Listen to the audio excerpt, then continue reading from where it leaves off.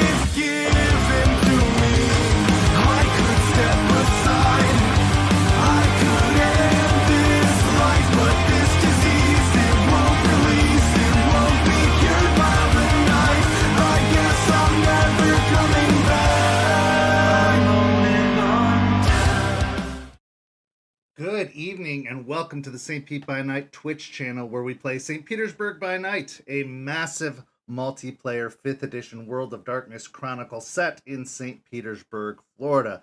Tonight is After Dark, which is usually our behind the scenes program where we, interview movers and shakers within our community, in the storytellers, in the players, and then we interview people within the World of Darkness who have made moves, whether it's influencers, whether it's creators of the game, community managers. We have covered so many bases over the past few weeks, and we're just getting started. We have a whole bunch of incredible guests lined up over the next couple of months. It's going to be quite a ride. However, we had an opportunity this week where we had a break in our schedule, a break with our guests, and I was kind of struggling to think of a concept to go with this week, so I decided to go back to an old reliable for most content creators, which is an Ask Me Anything. There had been a demand going through the whole community of like, well, when are you going to get interviewed? And as somebody who does not like to talk about themselves, I was pushing off the possibility of that as much as possible, thinking that there are much more interesting people out in the World of Darkness other than me, other people that our community would love to hear from, and we have talked to so many of them, but the demand was high, and so I decided to take a chance and put out to the community earlier this week, hey, we're doing an AMA this weekend, submit your questions, thinking that maybe we'd get a dozen, 10, 15 questions. Well, I was pleasantly surprised to see that the community did not let me down, and we got over 40 questions submitted in just 3 or 4 days for me to answer here tonight. So that's what I'm going to be putting a lot of my focus into, is trying to cover as many of those questions as possible and making sure that you're feeling heard and that those answers are given. So that is the goal of tonight's After Dark. Of course, we always still accept questions from the chat, so if anything that I'm talking about or any answers I'm giving at any given time inspire you to come up with a question of your own, feel free to submit it into the chat, and I will try to address it as best as I possibly can.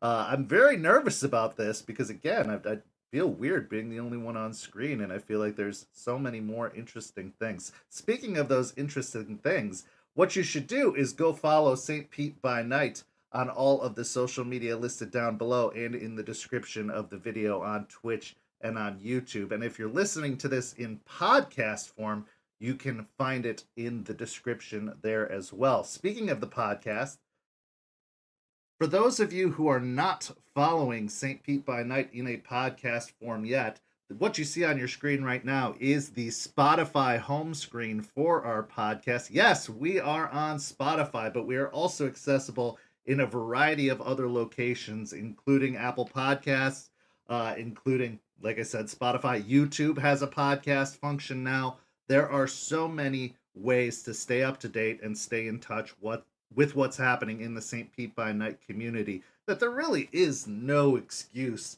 not to be plugged in anymore. You can catch up in an audio version if the video version is too difficult for you to stay up to date with, which it totally can be. Who really can sit down and dedicate more than a couple of hours to watching videos? And we have so much content on St. Pete by Night that it totally makes sense that it be available in other fashions. So go check us out on our podcast forums, listen to the episodes and stories that you have not heard yet, and it'll allow you to catch up and be entertained, hopefully, for a good long time to come. I know we have a lot of episodes to catch up on, so we have them being released daily right now so that we can try to get caught up to where we are now, at which point we'll drop back to 4 or 5 times a week, depending on how many episodes that we have in that week. But yeah, go follow and subscribe on all of your favorite podcast providers, and it shows a lot of love and support to St. Pete by Night.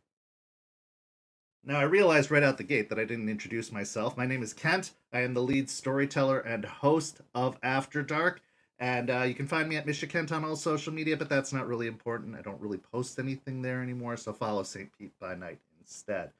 But I'm going to go ahead and launch into the questions. So I received such a wide net of questions that I had to organize them as best as I possibly could. I tried to break them up into categories so that it wouldn't just be random question after random question on conflicting topics. So I broke them down into several categories. One of those categories being about me, another one being the world of darkness in general, another one being the prevamp, and another one being the revamp. And so tonight I thought we'd start off slow. We'd go with something pretty easy breezy. And so I'm going to go ahead and start with the About Me section. And we're going to start with the first question that I received, which was from Magus. And the question was, what is your favorite color? So I'm a little bit embarrassed to say, but I think it fits with the all of me that I am a bit of an edgelord and that I don't have a specific favorite color, but the colors that I'm usually drawn to are black, red, purple. I do love a good forest green. Blue has been a favorite color of mine in the past, but it really depends. I think colors really represent moods, and I think that in a given occasion, a certain color might appeal more than others, but I do find myself falling back on the red and black quite a bit, which I'm sure is no surprise based off of the logo, based off of the fact that I'm often wearing black t-shirts, that I dyed my hair red for the longest time, even though that's going to be changing sooner rather than later. Yeah, those are the colors that have often called to me, even if it does keep me in my goth phase that I was back in high school. Leisha asks, what were you like as a child? Do you think your younger self would be surprised by where you are today? I was always a very creative and, nerdy child. I was a huge fan of Star Wars, cartoons growing up, Teenage Mutant Ninja Turtles. I also had He-Man when that was a thing, when that was the big thing. That's really dating me at this point. Masters of the Universe toys, Castle Grayskull, the whole deal. Thundercats, Ghostbusters. I think it was a real golden age to be a kid when cartoons were really dominating Saturday mornings and the landscape of it all. And so I really took to those kind of things. Now, what may surprise a lot of people is that I was actually really into sports as a kid. I really, really, really wanted to get into sports. I wanted to be a sports player, but I did not have the physique of a sports player. I actually grew up or was born with a kind of very specific form of muscular dystrophy, which made it very, very hard for me to develop muscle at the same rate that a lot of other kids and adults would. So it would take me 2 or 3 times as much work to develop the same level of muscle as others would. And so sports were not my calling. Even though I loved them, even though I loved watching them, I loved watching my Detroit Red Wings in hockey. My parents had season tickets to the University of Michigan hockey program. Obviously, that was the heyday of University of Michigan football until recently. So I was in a sports town, I was in a college town. Sports were all around me. And as much as I wanted to get into them, as much as I tried to participate in them, I was in hockey teams, I was on baseball teams, I did basketball in middle school. It was just never going to be something that I had the focus or dedication to, despite my best efforts. And that lasted all the way up until high school. It was around high school that I decided to give up the sports going dream and really lean into the nerdy creative side. I really loved drawing as a kid, which is something that disappeared after a little while as I found that I, again, didn't have the dedication or focus or natural talent for it. But I really did enjoy drawing and artwork, cartooning specifically. I wanted to be a comic illustrator for a while. I just found all of these habits or all of these hobbies that really, really called to me. But then I found that at the time, ADHD wasn't as well researched or studied as it is now. So I really didn't get any of the guidance or help that I'm glad to see is becoming more and more widely available now. The ability to focus, the ability to, you know, really tune in and take care of some of the distractions. We didn't have fidget toys at the time. We didn't have any of the things that we could use to help us through those kinds of issues that we were having. So I found myself jumping from interest to interest to interest all throughout most of my youth. In school, I also decided I wanted to be a teacher when I grew up, which is not something that I ended up doing. I tried to go to college for it, did not have the focus or drive to do it in college.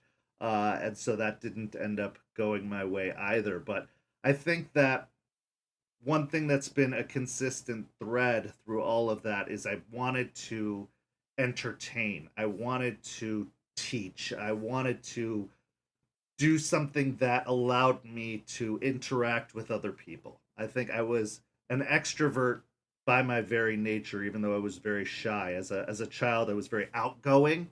It was only the bullying in middle school that taught me to become very shy. And so I think I always wanted to do those things. I became a theater kid at a very, very early age, starting as early as kindergarten. Did theater all through my youth, even got into some community theater in my 20s. So I wanted to be on stage. I wanted to perform. I wanted to orate. I wanted to be able to really just give something to the people, to present something to the people. And so I think that getting into TTRPGs around the age of 10 or 11 really started the path of finding an accessible way to do so. Now, to be fair, around 10 or 11, that was the dark ages of TTRPGs. That's when there was still some leftover satanic panic. It was still considered a very nerdy thing to do. In fact, Stephen Colbert once stated that it was the years of being in the dungeon, is what they would call it, where you would hide away your love of all things nerdy because it would be, ostracized or it would be criticized and made fun of. So during those eras, it was very hard to pursue that TTRPG habit because then you had to reveal something about yourself. You had to find people who were like-minded, and that was a very difficult thing to do. But it all started with D&D, as it does for most people, and worked its way up there. And I actually really found Vampire the Masquerade in the early years of high school is when I had discovered it, and I started pursuing it from there. So to answer Leisha's question, would I be surprised by where I am today? Well, most certainly. Absolutely, I'd be surprised. One, we didn't even have the technology to be where we are now. So if people knew that I was broadcasting what is essentially a TV show or a TV station on the internet, that would have been surprising. The fact that I'm able to do this full time and dedicate all of my effort to it, that would have been surprising. Even living in Florida as a kid who was born and raised in Michigan, that would have been surprising. So there are a lot of surprises and unexpected twists and turns that my life has taken, but I think that being in an entertainment industry, uh, pursuing entertainment, that wouldn't have been as much of a surprise. Wanting to be an actor, wanting to be a teacher, wanting to be a sports star, whatever the case is, all of those things in their own way are about engaging and entertaining an audience. And so I think that it was just always meant to be that I'd end up somewhere like this, but to have called specifically to this very, very instance, I could never have guessed. I could never have known that pursuing vampire would lead me to the place it has now. We were always taught that video games couldn't be a career, that TTRPGs couldn't be a career, that you had to become a doctor or a lawyer or a teacher or something like that to be considered successful. And the fact that now all of those things are possible, that all of those things can be pursued, is a beautiful thing to me. It's a wonderful thing to me that I do not take for granted, that I do really appreciate. And it really shows how the perspective of success has shifted as well. A lot of people still think it's about money. A lot of people still think it's about, a variety of factors. But at the end of the day, success is being able to dedicate your life to something that makes you happy, something that you look forward to doing. They say if you enjoy what you're doing, you never work a day in your life. And that doesn't mean there aren't hardships or struggles, but the truth of the matter is I love this. I love creating this content. I love running these games. I love hosting this server. I love spreading the knowledge and education of the World of Darkness and Vampire the Masquerade to all these people. And I'm so very, very pleased and honored and lucky to be able to call this my life's work. I'm telling one of the greatest stories I've ever told, even after 20 plus years of storytelling. I'm getting to watch other people learn and grow, taking people who had nothing to do with the World of Darkness, and now they're running their own games. They're learning more and more. They're finding the same love for this setting as I do, and seeing them move on to do other successful stuff. Seeing them start their own streams or start their own servers, or make TikTok content that is getting widely spread. Seeing several of our community members show up in the World of Darkness news feed makes me so happy. Whenever somebody's post gets reposted on Instagram by World of Darkness, it just makes me so happy because I want everyone to succeed. I want to see everybody benefit from this. It's not about ego. It's not about, having my name out there or anything like that. It's about seeing everybody boosted up by the platform that we've been given. So that's a little bit longer of a diatribe and kind of went off the rails of the question that was asked, and I think that's going to happen a lot tonight. But yeah, I am. I think I'd totally be surprised, but considering the field that I'm in, no, I think that I was always destined to do something like this. Another question from Magus. He asked, any particular mushes, moos, muds, Java chat, etc. that you harbor nostalgia for in particular? What character did you have there? So for those who don't know, in the late 90s, early aughts, and even till today, these still exist. There used to be what at the time were called telnet servers. It would be a place that you would dial into directly, and it was all text-based. We didn't have browser windows. We didn't have images, anything like that. It was all done through text. And these telnet servers, of course, got to by the nerds, so they would create games within the telnet servers, whether it was like a choose-your-own-adventure type thing, whether it was an interactive role-playing type thing. There were a lot of different options that were available to you. And of course, as technology changed and advanced, these things became bigger and bigger options to the point that you could also log on to Muds, Mushes, Moos while you were, connected to the internet through cable. And I think there are even still some today. I believe the one that I started with still exists 30 years later. But Mud, broken down as an anagram for the word multi-user dungeon. And what that means is it's a text-based server that is like a chat room or a variety of chat rooms, but they've added in code for combat. They've added in code for, rooms, so that rooms have descriptions. You can move from place to place. It's a whole interactive environment. And these muds, mushes, moos were usually available 24 hours a day, 7 days a week. And as a very impressionable, very distracted teenager in high school, this probably didn't help my academic career. Also, as someone who is very prone to addiction, that didn't help that as well. But I got really, really into it. In fact, there were several times that I wanted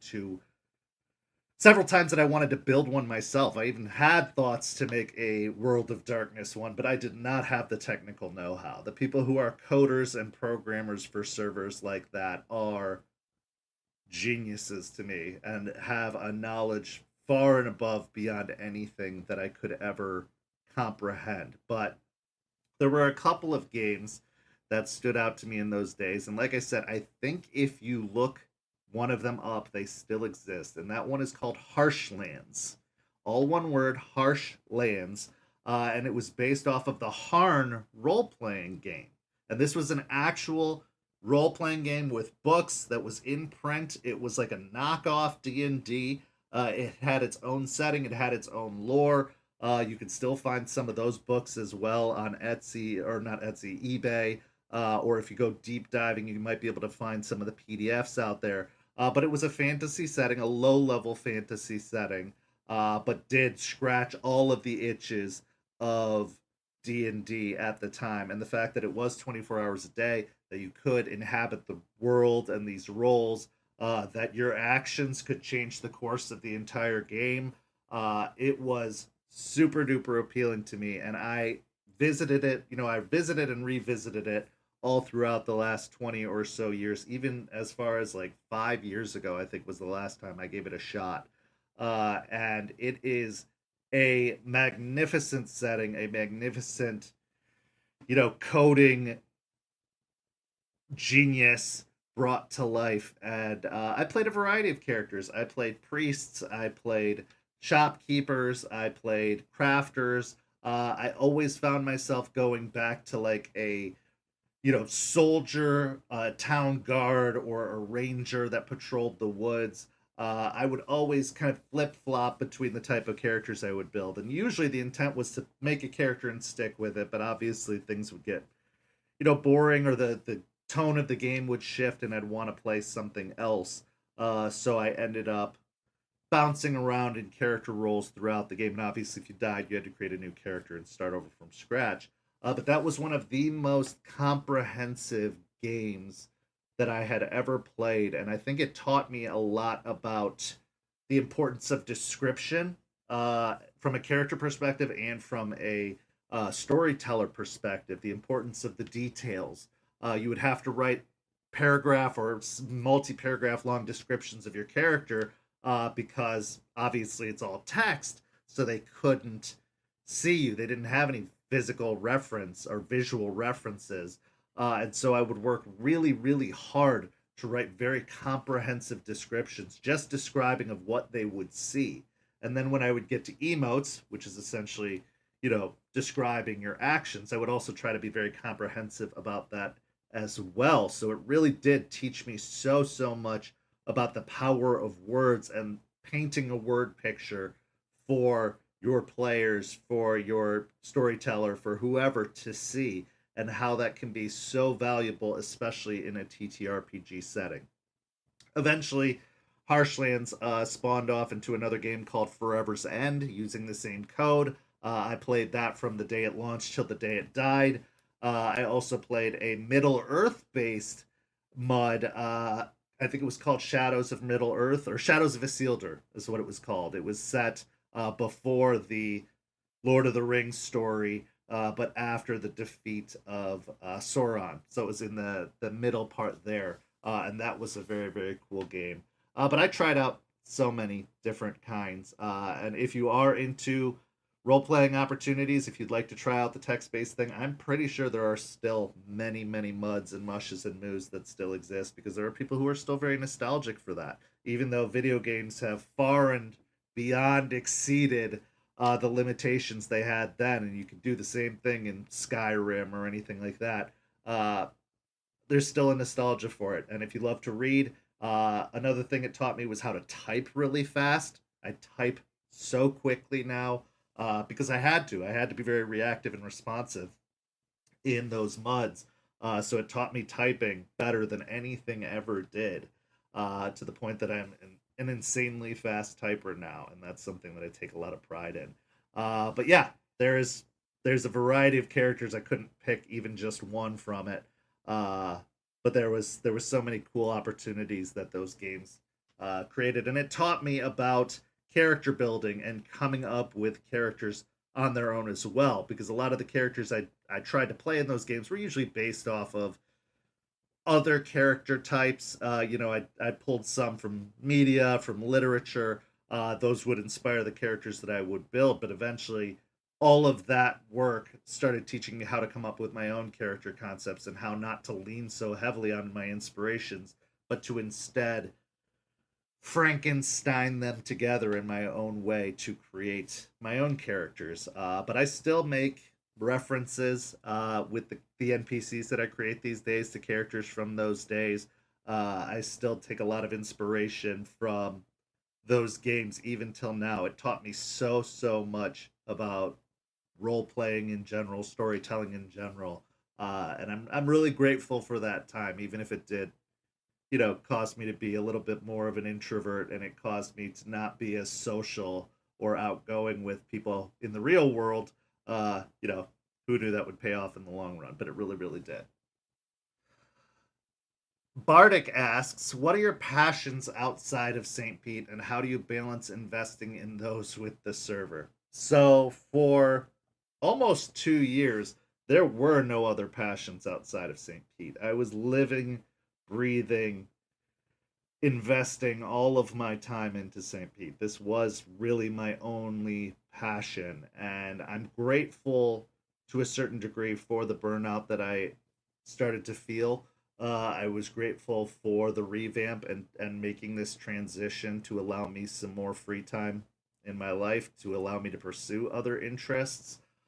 So I love movies. I absolutely adore movies. I usually see anywhere from 2 to 6 movies a week, whether I'm going to the movie theater, which is also something that I love. I love the movie theater experience, or whether I'm binging several shows back to back to back in watch along in the server, or even just on my own. I love movie making. I love the movie experience, even bad movies, because all of those also really educate my storyteller brain. And it is nice to have a story told to you rather than being the one telling the story. So movies are a huge interest of mine. Theater and music is still a huge interest of mine. I actually just went and saw a Beauty and the Beast musical set in the park. So it was a stage rendition of Beauty and the Beast set outside in the park in downtown St. Pete. And it was just lovely to be in a theater environment again. I love the theater environment. I love live theater. I think there is very few other thrills like it. Just like going and seeing live concerts, there's something very special about being there and being in the moment, good, bad, or otherwise. Whether there's a flub, whether there's a technical error, whatever the case is, there's something about that experience and experiencing it with other people that can't be duplicated. It's so much fun. I also love stand up comedy. I watch a ton of stand up comedy. Some of my favorite comedians: John Mulaney, Bill Burr. Oh my God, there's just so many. Pete Holmes. Uh, I love the stand up comedy experience as well. So I watch a lot, a lot. Randy Feltface, yes, thank you, Crafty. There's just so many cool. Chad the Bird. One of my bucket list items is to go see Chad the Bird at the Green Bench, or I'm sorry, I forget the name of the bar, in Chicago. The Green Mill in Chicago. I love stand up comedy. And so I definitely encourage people to either go see stand-up comedians locally or even just watch them on YouTube. The fact that Comedy Central isn't the only place for stand up anymore. They have lots of YouTube channels that release specials now. The 80-pound gorilla, I think, is one of them, or 80-foot gorilla is a YouTube channel that you can look up that has a lot of amazing comedians. Kyle Kinane, fantastic comedian. There are so many sources, and TikTok, Instagram, Facebook Reels, they all also have sections of comedians as well, even if it's just a joke or whatever the case may be. So stand up comedy is back in a boom era, and I couldn't be happier for it because I absolutely love stand up comedy. Of course, I also love video games. I think there's very few of us in the TTRPG community who don't love video games. I think most of us love them. So I like to play a lot of RPG video games. I love to play a lot of world building video games. I'm currently on a Stardew Valley kick, but I've also played Valheim recently, Conan Exiles, uh, Pal World, base building games. I really really love, and I'm a bit of an organization freak when it comes to that, as those who've played with me will know. But yeah, I love video games. I don't do as many outdoor activities as I'd like to. I'm trying to work back up to doing that. I love going to the beach. I love just going for walks. It's really weather dependent and it's really mood dependent at any given time. But being out, I've also found a knack for watching West Coast swing videos recently. They've been popping up on my feed a lot, and I've really enjoyed watching other people dance. I'm not sure if I would ever learn how to dance or get into dance, but watching other people has been super, super cool as well. So, yeah, I don't have a ton of out of game interests. I still dedicate a lot of my time to this server. I found an interest in content creation in terms of editing podcasts, video editing, managing a stream, producing other people's videos, creating content in that regard has been very, very interesting and engaging for me. It's some new skills that I can put into my tool belt that I'm really, really enjoying. But yeah, most of my interests surround this because this is my passion, this is my love, and this is my life's work, I guess, in a lot of ways. Um, Bardic also asks, what are three important words you would use to describe yourself? This was a very, very hard question that I've been thinking about ever since I received it. Because again, I'm not somebody who likes to talk about myself. I'm definitely not somebody who likes to brag about myself in any capacity. But I think that having thought about it a great deal, some of the words that I've come up with are patient. I think one thing that I can actually say about myself is that I'm an extremely patient person. It takes a lot to get me to, you know, lose patience with someone or give up on somebody, or to give up on an activity or a thing. Despite being very, very distracted, one thing that I've always really worked hard on is to, you know, give the benefit of the doubt, to allow people time to work through their process or to figure out what they're dealing with. And so it's been a bane and a favor in the past. It's gotten, done a lot of good for me, but also done a lot of bad for me. It's caused me to be in abusive relationships and make some really bad choices in the past, but also it has allowed me to develop the friendships I do now. And it's allowed me to do something like this. If I wasn't a patient person, I'm not sure I could run a server like this or be as heavily involved in TTRPGs as I am. So patient is definitely one of the words. Um, I like to think that I'm empathetic. I feel like I do or can tune into people's emotions and start to dig out, what the source of those emotions are. In fact, I was told recently I should go back to school and become a therapist or a social worker. I'm not sure if I do that. I'm 40 years old. I'm not sure if I want to go back to school and put 4 to 6 to 8 more years into it, only to start just a few years away from retirement. But Yeah, I like to consider myself an empathetic person, an empathic person. At least I try to be as much as possible. Sometimes my own emotions get in the way of me being able to read other people's emotions, but I definitely put some effort into that. And then I think creative would be my third one. Just a very, very creative person, coming up with the St. Pete story, which I give a lot of credit to the players for. They really fleshed it out. Like I had a bare bones idea for St. Pete when the game first started, and it was the players that gave it life and gave it context and gave it so many extra details that it didn't have before. So yeah, I think those would be the three words. Would be it gave me gray hairs. That's true. Uh, I would say patient, empathic, and creative would be the three words. Loyal would be a runner-up because I am very loyal to people. When I give people my loyalty, it is very very hard to break that or shake that. Even in the most extreme circumstances, I'm very very loyal to the people that I pledge my loyalty to. Um, what is my favorite travel memory? Which is another question from Bardic. So I was very fortunate growing up because my dad had to travel to dental conferences. So I got to go to a lot of cool places. I got to go to San Francisco. I got to go to Hawaii. I went to Germany. I went to Czechoslovakia when it was all one country, further dating myself there. I went to Buffalo and Canada. I got to travel a good portion of this country, Florida several times, which is what made me fall in love with it and want to move here.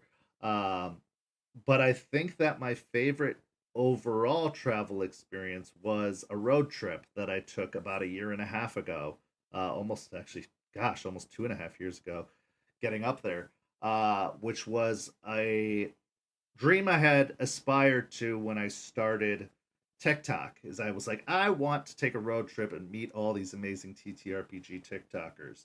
And then obviously the server started, and I got closer to some of those people, and so I laid out a roadmap that took me from Florida up through Louisiana, down through Texas, all the way up to Utah, across to Missouri, down through Kentucky and Tennessee, and I had the opportunity to meet some of the most amazing people and to develop such amazing relationships with those people, including Crafty, Allie, uh, or I'm sorry, Nerd Cleric, Anna, who I haven't seen in forever, and I really got to retouch bases with.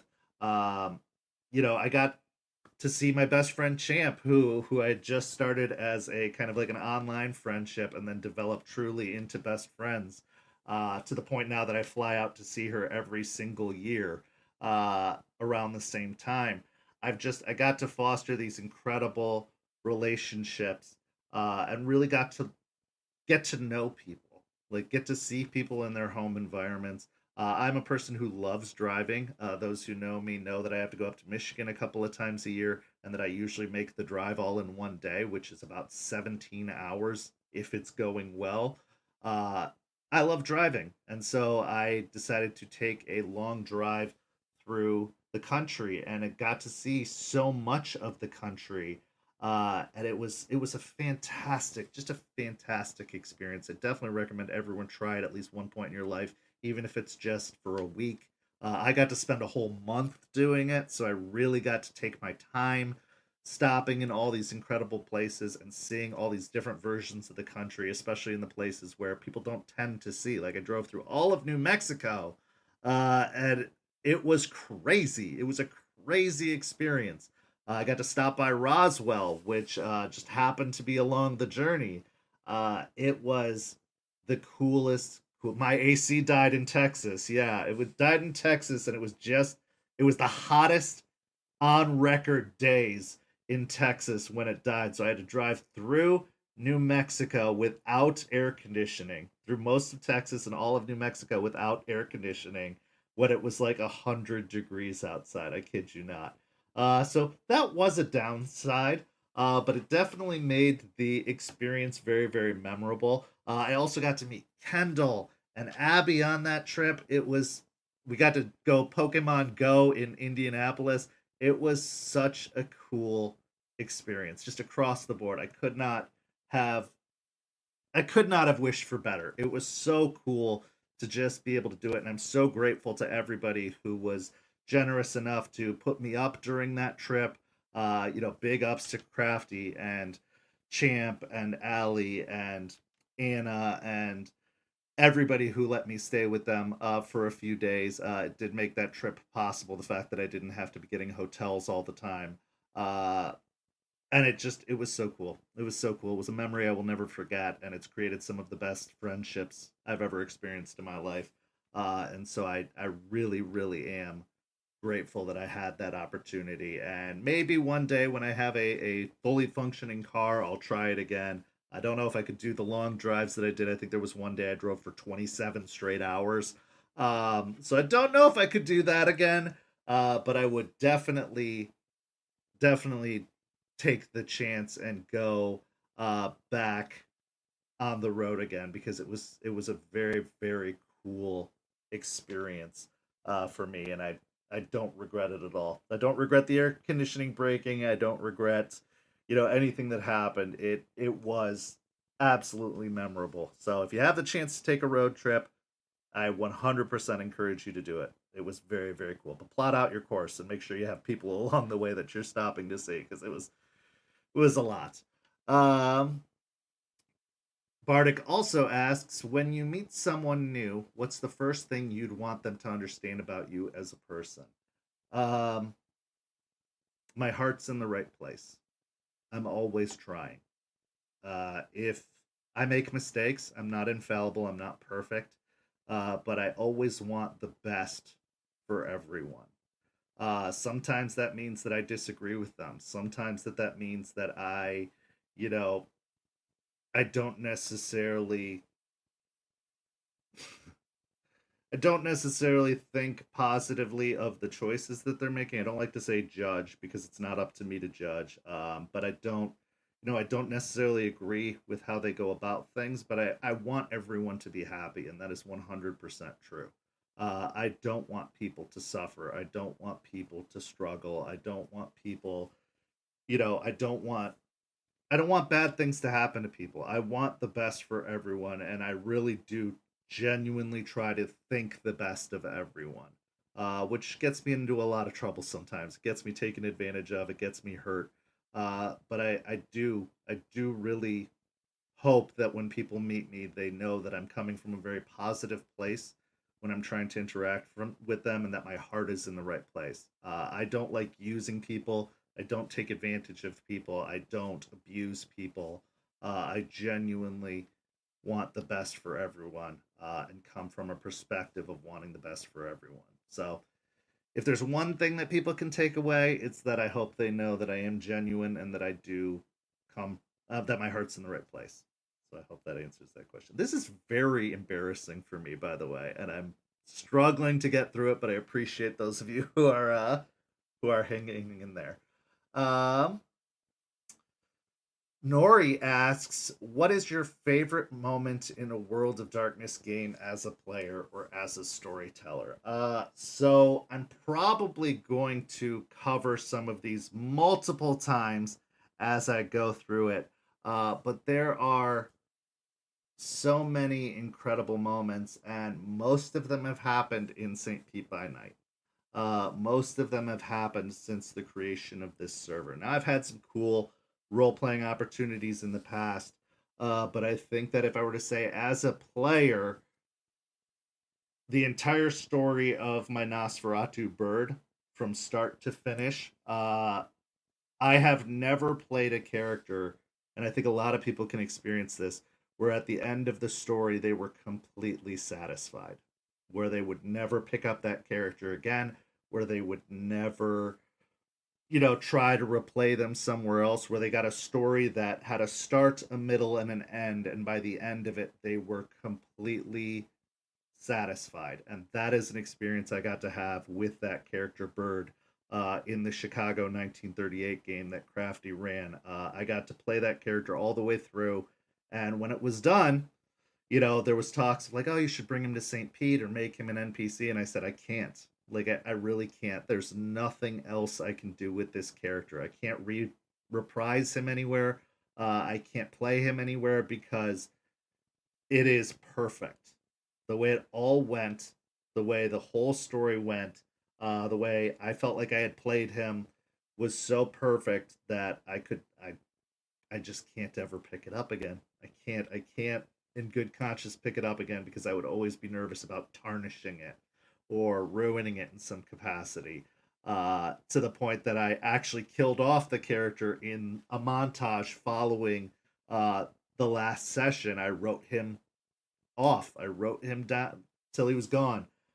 So it was perfect. It was perfect, and that would be. And I've got so many stories I could tell about him. So some of you have already heard so many stories about him. But yeah, it was a perfect story, and I don't think there's anything that's going to touch it again. Now, as a storyteller, uh, there are oh man, there are so many stories in St. Pete that I am so proud of. Um, I think that, oh boy, I think my favorite moment, and I think I'm going to cover this again later because there were other questions that remind me of this. My favorite moment was Isabel's goodbye. That last Elysium of the first iteration. Uh, the way that whole stream played out, the emotions that everyone shared, the very real feeling of saying goodbye. It was hard for me to begin with. Like going into that session, I was struggling and having a hard time with it because this had been a year and a half, 2 years of my life, almost every day that I dedicated to it, and a character that I had truly built and loved in Isabel. Uh, and to see the impact it had on everyone else, to see, some say that I love to make people cry. Uh, in this instance, it wasn't that I loved making people cry, it was that everyone felt so connected to that NPC. And if you think about it, really outside of court, there were only a handful of times that Isabel ever appeared. Uh, but the fact that she was so well thought of and so well loved that it even shows in the lore, even in the revamp, with a bunch of new characters, people are just like, wow, this character was really loved, that they were really important, and that they had left their fingerprints on the city, even in the SPCs and in the stories being told. And I think that is all you could really hope for as a storyteller, is to make people feel and to make people feel connected to something, that it actually draws forth real emotion. Um, I think that's the biggest highlight. Uh, if I hadn't been planning a revamp, that's exactly how I would have wanted it all to end. Was with everyone really really feeling and sharing in a moment, and that happened. And again, I'll never forget it. I'm so glad that it's recorded, so that every now and then I can go revisit that session and feel that session. But it was, yeah, it was a beautiful, incredible end to a story that had been getting told almost every day for the over a year and a half. And yeah, it was absolutely worth it. And for those of you who are new to the server or have not checked out the server before, you can get a snapshot of it. You won't even get the full picture, but you can get a snapshot out of it from the past streams of uh, of St. Pete by Night from the first iteration. All of those court streams and everything. It was a really incredible story, and I felt like I had a really genuine connection with everyone that role played with her at one point or another. For every court stream, every individual meeting, every chance meeting in Open RP, I felt like those were all very, very real moments when I was playing Isabel, and it was a really, really cool story and a cool opportunity. Crafty asks, "What is your favorite reaction you've gotten from a player?"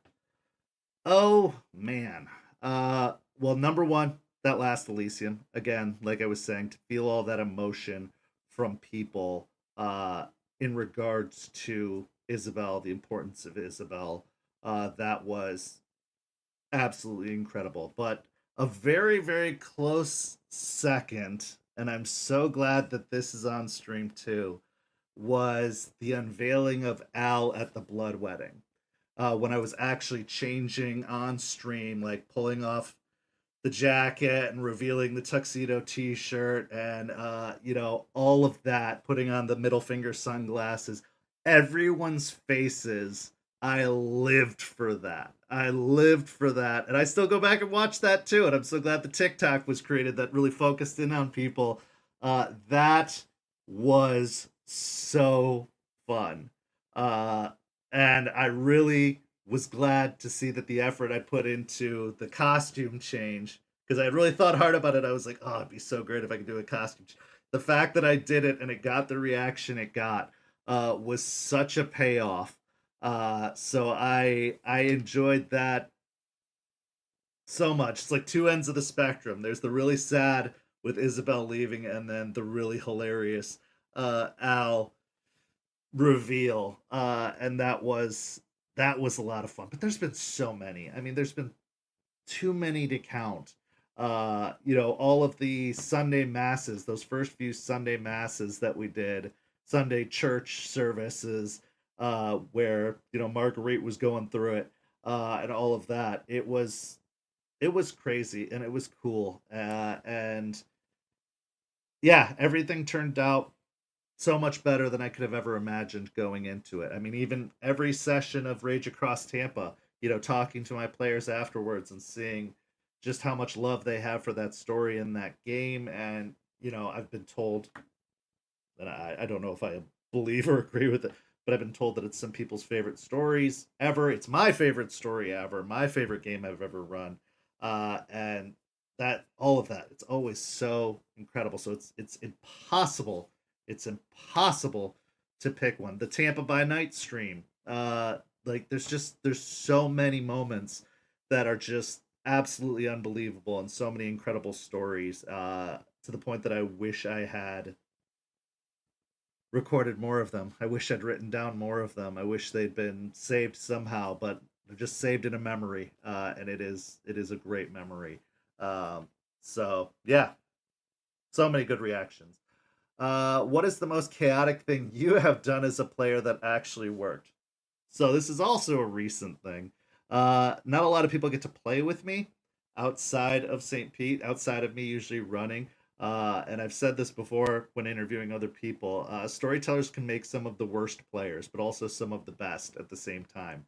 So I tend to play characters that are a little more chaotic and bold and daring, and a little bit more, you know, intense in terms of trying things, a little bit more daredevilly. And so one thing that I did is I played in a campaign for Bera, his Knoxville by Night campaign, and I was playing a thin blood named Spud, who has appeared as a NPC a few times in St. Pete by Night. Uh, and I was in a Tremere Chantry where our coterie was being interrogated for the loss of the theft of some sort of item. And so while they were like looking over the security footage, and we were being tasked with some sort of goal to get out of the trouble that we were in, I decided to wander off, and slip away as undetected as possible.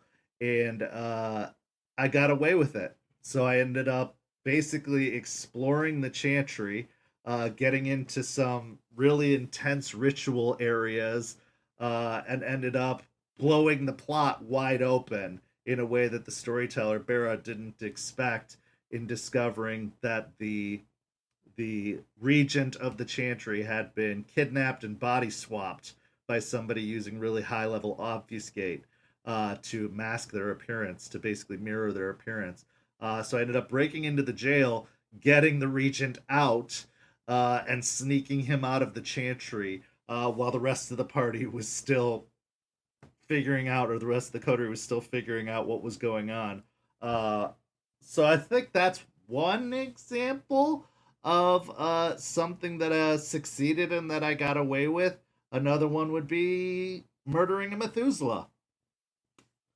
So, you know, killing, yeah, yeah, killing Loden and Helena. I think from the Chicago game is another one that I would say were ones that I was surprised to be able to pull off, but you put in the effort and you make it inarguable that you did the work. Sometimes the results pay off. Uh, but yeah, those would be two examples of times that I felt like I uh, got away with something that I did not think that I was going to get away with.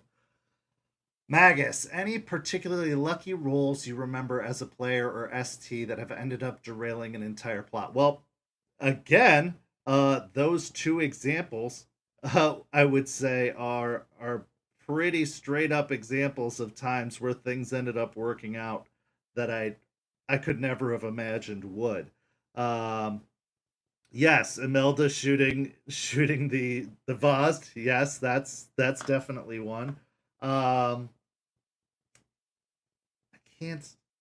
Oh, the whole Thin Blood fight, the whole Thin Blood invasion on Elysium was a crazy one with the prince punching through the brood mother at the end. That was kind of insane.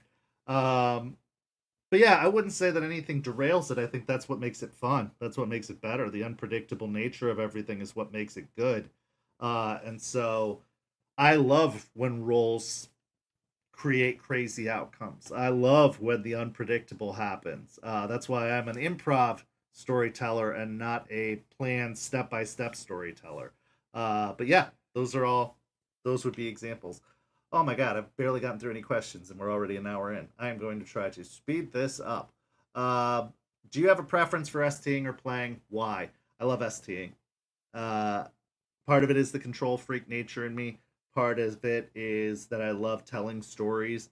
Uh, Another part of it is just I get to play more than one character. When I play a single character, I get bored after a certain amount of time. I love the ability to change it up and vary things up and have the freedoms of restrictions that storytelling does. And rather than being the forever ST who resents it, I enjoy it. I actually do enjoy being the storyteller, but getting a break to be a player every now and then is fun. Um, what's your favorite takeout food? Chinese. Chinese is always a good takeout food. You know what you're getting. There's enough variety that you can change it up. But Chinese food is 100% my favorite takeout food because it's if you're used to not high end, if you're used to mid level Chinese food, you're very everything usually falls within that category. It's very rare that you get bad Chinese food. It always is fairly standard, or at least at the places I've gone. I can't speak to everyone's experience, but at least at most places I've been to, Chinese food is usually reliable and it usually tastes the same. And you don't see a lot of variance in the whole experience. So, Chinese food. Uh, would or have you ever made a character based off of a fictional character or celebrity? Oh, yeah. So many times. So many times have I made fictional characters in or characters based off of media. I actually had a character way back when on the Mud that was based off of Mercutio from Romeo and Juliet. Uh, but almost every character that I've played or run has had fingerprints, some lighter than others, based off of other characters. For example, Spud is based off of Jesse Pinkman from Breaking Bad. Uh, so it's a lot of just across the board. Uh, I inspired a lot of Isabel from a book series called The Queen of the Tierling, which is definitely a must read. It's a post apocalyptic fantasy novel. It's a series. So check out Queen of the Tierling if you have not heard of it or read it. You can find it. Some of Isabel is based off of and inspired from that. Eights is obviously inspired from a lot of Old West movies. In fact, seeing the new Fallout show with the ghoul daddy that everybody seems to be in love with, and seeing that it's basically AIDS. I didn't even know that character existed, so I can't say I took it from Fallout. But a lot of those characters. Yeah, there's absolutely inspiration across the board from characters from media and whatnot. Uh, oh, and in the question of fried rice or lo mein, depends on the mood. I do shrimp lo mein and I do chicken fried rice all the time, so I bounce back and forth between those. Um, let's see. What is your favorite kind of cheese, if any, from Great Man? I love provolone. I'm such a boring cheese person. I love provolone cheese, string cheese. I love like a good mozzarella string cheese.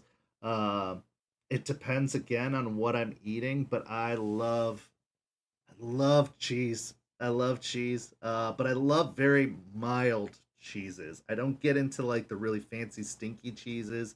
I don't get into anything too extreme. I do like a good cheddar jack cheese, but yeah, I'm kind of all over the map with that. But I'm usually more of the tamer cheeses. Uh, but yeah, it just depends. One cheese that I can't get behind, and I know this is going to be probably criticized, is Swiss. I don't like Swiss cheese. I don't know why. I think I've got a really weird palate because we're going to get into some stuff about my palate that is heavily criticized as well, but Swiss cheese, I can't get behind Swiss. It just doesn't do it for me. Um Great Man also asks, what place would you like to visit that you've not been to and why? Scotland. Scotland and the UK or New Zealand. Those are the two places that I very, very, very much want to go to sometime in my life. Scotland, just, because I've heard such incredible things about it, that it is beautiful scenery wise, and that the people aren't terrible. That they're very accepting, and that it's a good area, and that they're not as judgmental as some Europeans can be. And that it's, going to the locks, going to a place that history has a very strong presence in, and but it also has a little bit of fantasy to it. uh yeah, I definitely want to go to Scotland at some point. And then New Zealand, it's where the Lord of the Rings films were made, man. Hobbiton is still there. You can go visit Hobbiton, and I loved those movies. Just even watching the Hobbit movies in Barra's watch-alongs, it's just so pretty. It's so pretty. So yeah, it's definitely New Zealand and Scotland are places that I would love, love, love to go. Uh, is there a dice set that you refuse to roll anymore due to how much it has betrayed you? No, I am not a dice goblin. I do not. I do not believe in cursed dice. I don't believe that's a thing. I believe that dice, the more they get used, obviously the edges are going to get worn down. They're going to roll differently after a long enough time. But it's one, it's a very long time, and two, who cares? Failure, success, it's all part of the game. So I do not have a cursed dice set. I do not believe in cursed dice sets. I understand liking dice because they're pretty. I understand liking dice because, it's a collector item just like any. I mean, I've got 60 Deadpools that I'm looking at, Deadpool Funkos. I get collecting stuff, but I do not believe in cursed dice. I do not believe that there is any kind of mojo that comes with it. I think it's just the fun, and it's math, and it's statistics, and it's odds. So no, I actually really just play primarily with two sets of dice. This D&D set, and then this vampire set in this Crafty Mirage dice bag that Wolfpack made for me. So I don't. I'm happy with whatever turns out. So that's, yeah, no dice. Uh, Krazaz asks, "What's my favorite pasta?" and Olive asks, "What's my least favorite pasta?" Favorite pasta would be just a good old fashioned macaroni and cheese or spaghetti. Spaghetti and meatballs. I still eat like I am 12 sometimes, and I can be very, very easily pleased with some very simplistic foods that remind me of my youth. I do not have a least favorite pasta. I don't think there's any pastas that I haven't ended up enjoying for one reason or another, but I always fall back on mac and cheese or spaghetti. I love them. Lasagna, also really good. Uh, but there weren't any types of pasta that I didn't enjoy. So, Great Man asks, "What are your favorite pizza toppings and what are your least favorite pizza toppings?" So, pizza, I'm not going to go too hard on the pizza debate, but one of the things that I was targeted for is my hatred of pineapple on pizza. Pizza is a savory food, and I stand by this. Pizza is a savory food. From the sauce to the dough to the cheese to the meats to the choice of veggies that are put on it, pizza is meant to be a savory food.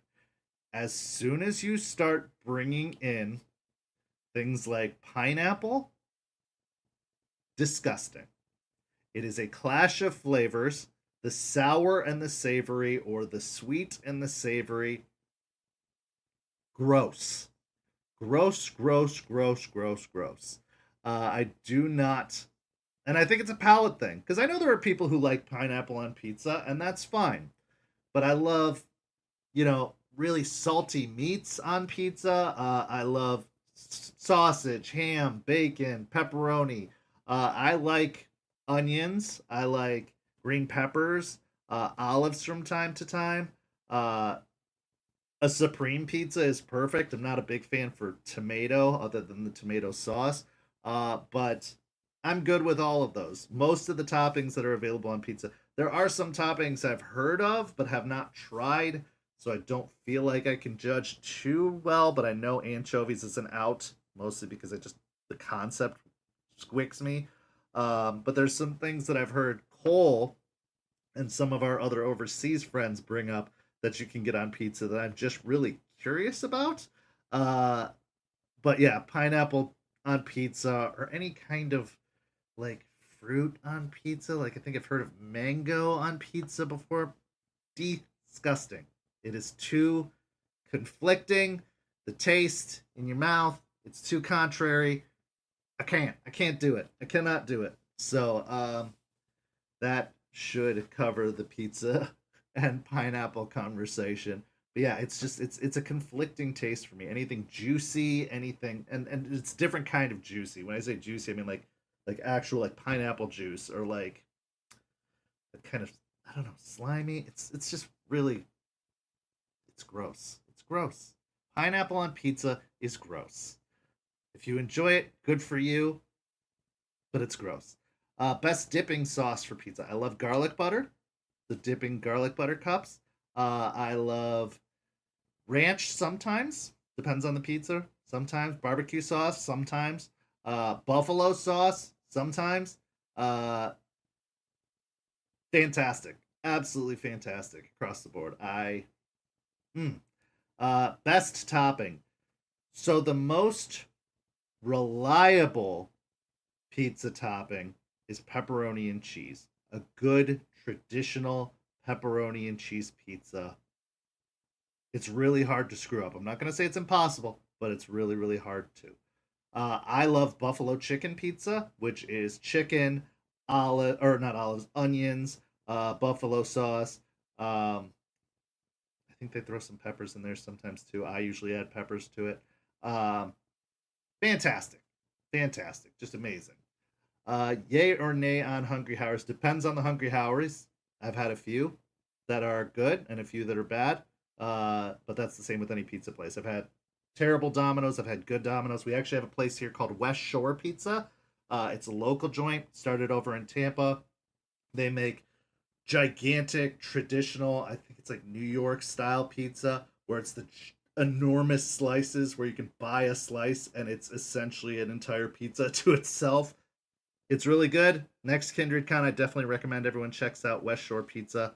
Very, very good place. They used to sell it by the slice in downtown. I know that Champ and I have gotten it a couple of times while she's been here. Just enormous pizza. Sometimes a little bit greasy, but really, really good. St. Petersburg by Night is brought to you through collaboration with our partnered vendors, Wolfpack Dice, Ember Fox Dice, Dragon Ink Dice, Barra the Bard, Champs Tramps, Panchi Artista, and Chromatic Creations. Links to our partnered vendors, as well as our Twitch and YouTube channels, can be found on our website, stpetbynight.com. The official theme song for St. Petersburg by Night is Vampire by Faith and Failure. You can find them at faithandfailure.com. You can follow SPbN on all socials with the hashtag StPeteByNight. If you wish to support our program, you can do so at ko-fi.com/StPeteByNight to help keep the stories rolling.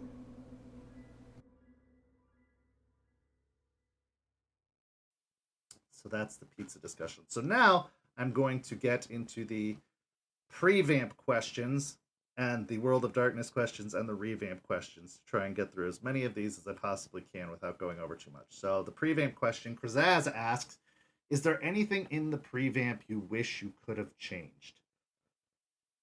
Oh boy. Yes, there are some things that I wish I had done differently, but I don't think there's anything story-wise I would have done differently. I liked the way the story rolled out. Um, there were some maybe casting decisions I wish I had done differently. There was some administrative decisions that I wish I had done differently, but overall, the the overall story of St. Pete in the prevamp was as good as it could be. You know, we made the best out of every situation we could. We tried to always come back from very unpredictable things like players dropping out, behavioral issues, staffing problems. I think that one of the things I would have possibly done differently was had more storytellers right out the gate, right at the start. If I had had a team that I had planned with, rather than trying to bring people in the midst of my plans, in just trying to get whatever help I could get. If I'd had people that I had trusted and brought on at the very beginning, that I could have, set a course with and had those responsibilities divvied up instead of really trying to take whatever I could get in terms of help. Because I did end up relying on some people that I couldn't, that ended up like didn't end up working out with. Uh, and I was desperate, and that really led to burnout. So I think that if I could have planned a little bit better in the beginning, but I just didn't know it was going to be as big of a deal as it was. I didn't know it was going to last as long as it was. Didn't know how it was going to work. I was really feeling it out as I went. So yeah, I think if I'd just had more storytellers at the beginning, that's something I would have changed. But overall, it went the way it went, and I think it went really well. Jason, who was just here, asks, can you describe the process of making St. Pete by Night? First, from a story point of view, where'd you get Tampa by Night and its lore and characters, and then split and all the lore involved with the characters and such in that regard. Second, from a logistical point of view, don't have to answer that one as it might be long and boring, but can sum up with a favorite logistical thing and thing you've learned logistically since starting.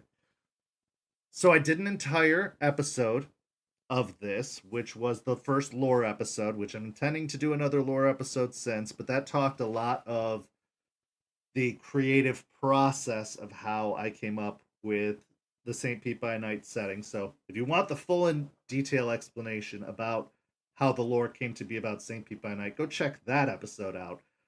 But overall, I would say I moved here. I moved here, and as a storyteller, I couldn't help but see through the lens of Vampire the Masquerade. And as I was, or World of Darkness in general, and as I was living here and settling in, I was working for Uber and Lyft, so I was doing a lot of driving around the area. And so I got to get a really good perspective and feel for the area. And the story just came from there. Meeting people, getting the vibe of both Tampa and St. Pete, just getting the overall vibe of the whole area, learning about Pasco County versus Pinellas County versus Hillsborough County, going over the Skyway. Just so much about it took shape over time. And the fact that it was this peninsula that was only accessible through these 3 bridges and waterways just gave me this great tale of 2 cities setting. Tampa and St. Pete removing itself. The 5th edition rules were a big part of that because it talked a lot about the beckoning. It was really stressing the need for, younger vampires versus elders. All of that combined together is what made the setting possible. Logistically, I had no idea what I was doing, and I was glad that I was surrounded by people who did. Mimic was a big help logistically. A lot of the staff were big helps. It was kind of what helped solidify them as staff is I knew I was starting with a Discord server. I had played around with Discord servers for D&D games in the past, so I had a concept in mind, but the more and more people came in, the more and the more the logistics fleshed out. And if it weren't for people like Kyrie, Mimic, Crafty, all of the staffers that we have now, past and present, I don't think St. Pete would be nearly as far as it is. Introducing the Twitch element of it all, because really I only started Twitch to be able to have the court sessions and have people on camera for the Elysiums. Then that led into really wanting to make streamed stories in their entirety and After Dark and everything like that. So yeah, logistically it was a team effort, a group effort. I wanted to start small, and then the more necessity called for advancements and improvements, the more that's where we headed, to the point that we have the website, threat trackers, all these incredible things that we would never have had before. The dice bot, the dice bot Kyrie has made, allowing us to break from the realms of darkness. There's just so many cool things. I do not even want to think about the first stream. Crafty, yes, first stream and now, huge difference. I can't even think back. I can't even watch the first stream anymore. We've come so far. The backgrounds, even the backgrounds that we have for the streams have evolved. Everything's evolved. So logistically, it takes a team effort, and it takes willingness to open up to other people's suggestions and what other people have to offer. Arlie asks, what SPCs would you like to have seen played out as fresh characters? Honestly, none of them. What made those characters special to me was starting them out from where they were. Isabel, for example, starting out Isabel as a fresh PC, I don't think it would have been received the same. It's Isabel's experiences and her life and her story that made her incredible. Eight's same thing. Al, same thing. I don't think I'd want to play out any of their stories as a fresh PC. One, because I don't think it would turn out the way it would. I think what makes the SPCs great is that they are built with those concepts and stories already told. Having none of those stories tell, stripping them down to nothing and starting them out fresh, they definitely would not turn out the way I would have needed them to turn out for the purposes of St. Pete. So, none of them. As unsatisfying an answer as that is. Kendall asks, what is the most heart-wrenching story you've told thus far? So many. Again, so many. There's been so many good ones. Isabel's story, absolutely heart-wrenching. The love story between Isabel and Eights, absolutely heart-wrenching. Ruth's story and the story of Tampa that ended up with the death of Leanna, and all of that was very, very heart-wrenching. I think that all of those things combined together to make a really heart-wrenching story. The Ryder story, yes, from Rage Across Tampa. All of it. All of it. There's been so many good stories, but that just comes from the investment of the players as well. So yeah, the story of Ryder and his path to redemption, while that story is still being told, that's a very good one. That's heart wrenching. Uh, yeah, all of it. There's so many. There's so many stories, but the grandest overall story would be Isabel's story. Her descent to the beckoning, her struggling to stay afoot, her trying to create a dream that she would never live to see the end of. All of that still breaks my heart to this day. That's why it was so hard, but I knew it had to happen to say goodbye to her. That it was so difficult to do because I didn't even want to say goodbye to her. And that was the tough choice to make. Some World of Darkness questions. Leisha asks, what do you think is the best way to introduce new players to World of Darkness? I think the Bloodlines video game is a great starting point. I think Vampire the Masquerade is the best entry point into the World of Darkness. I think that it sets the tone really well. It's one of the more simple games to play overall. And I think it breaks people of the D&D combat mentality.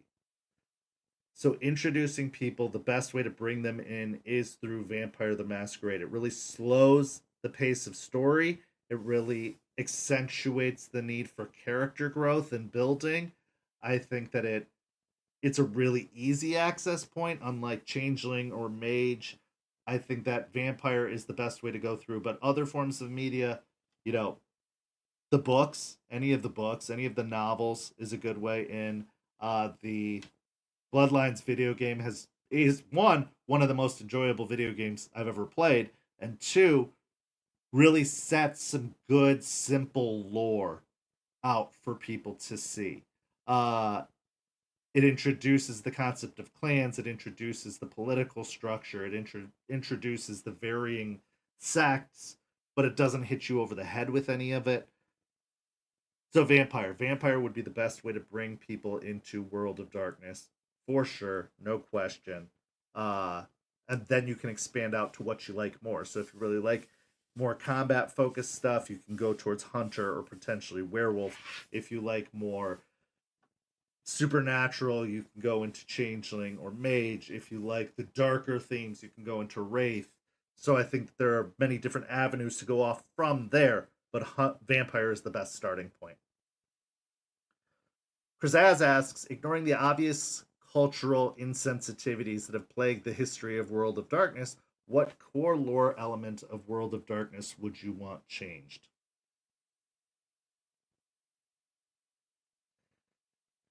Oh boy.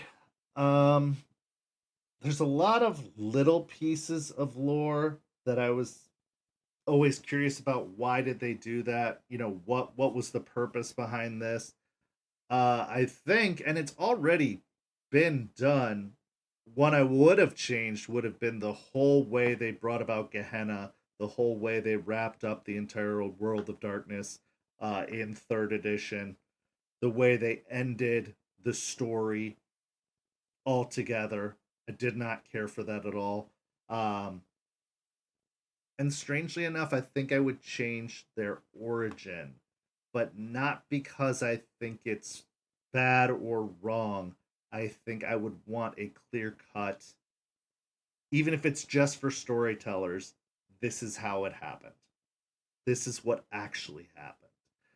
I know that they love the vague references. I know that they love to leave it up to storytellers to determine, but it would be really nice if there was just a straightforward explanation of how things went down.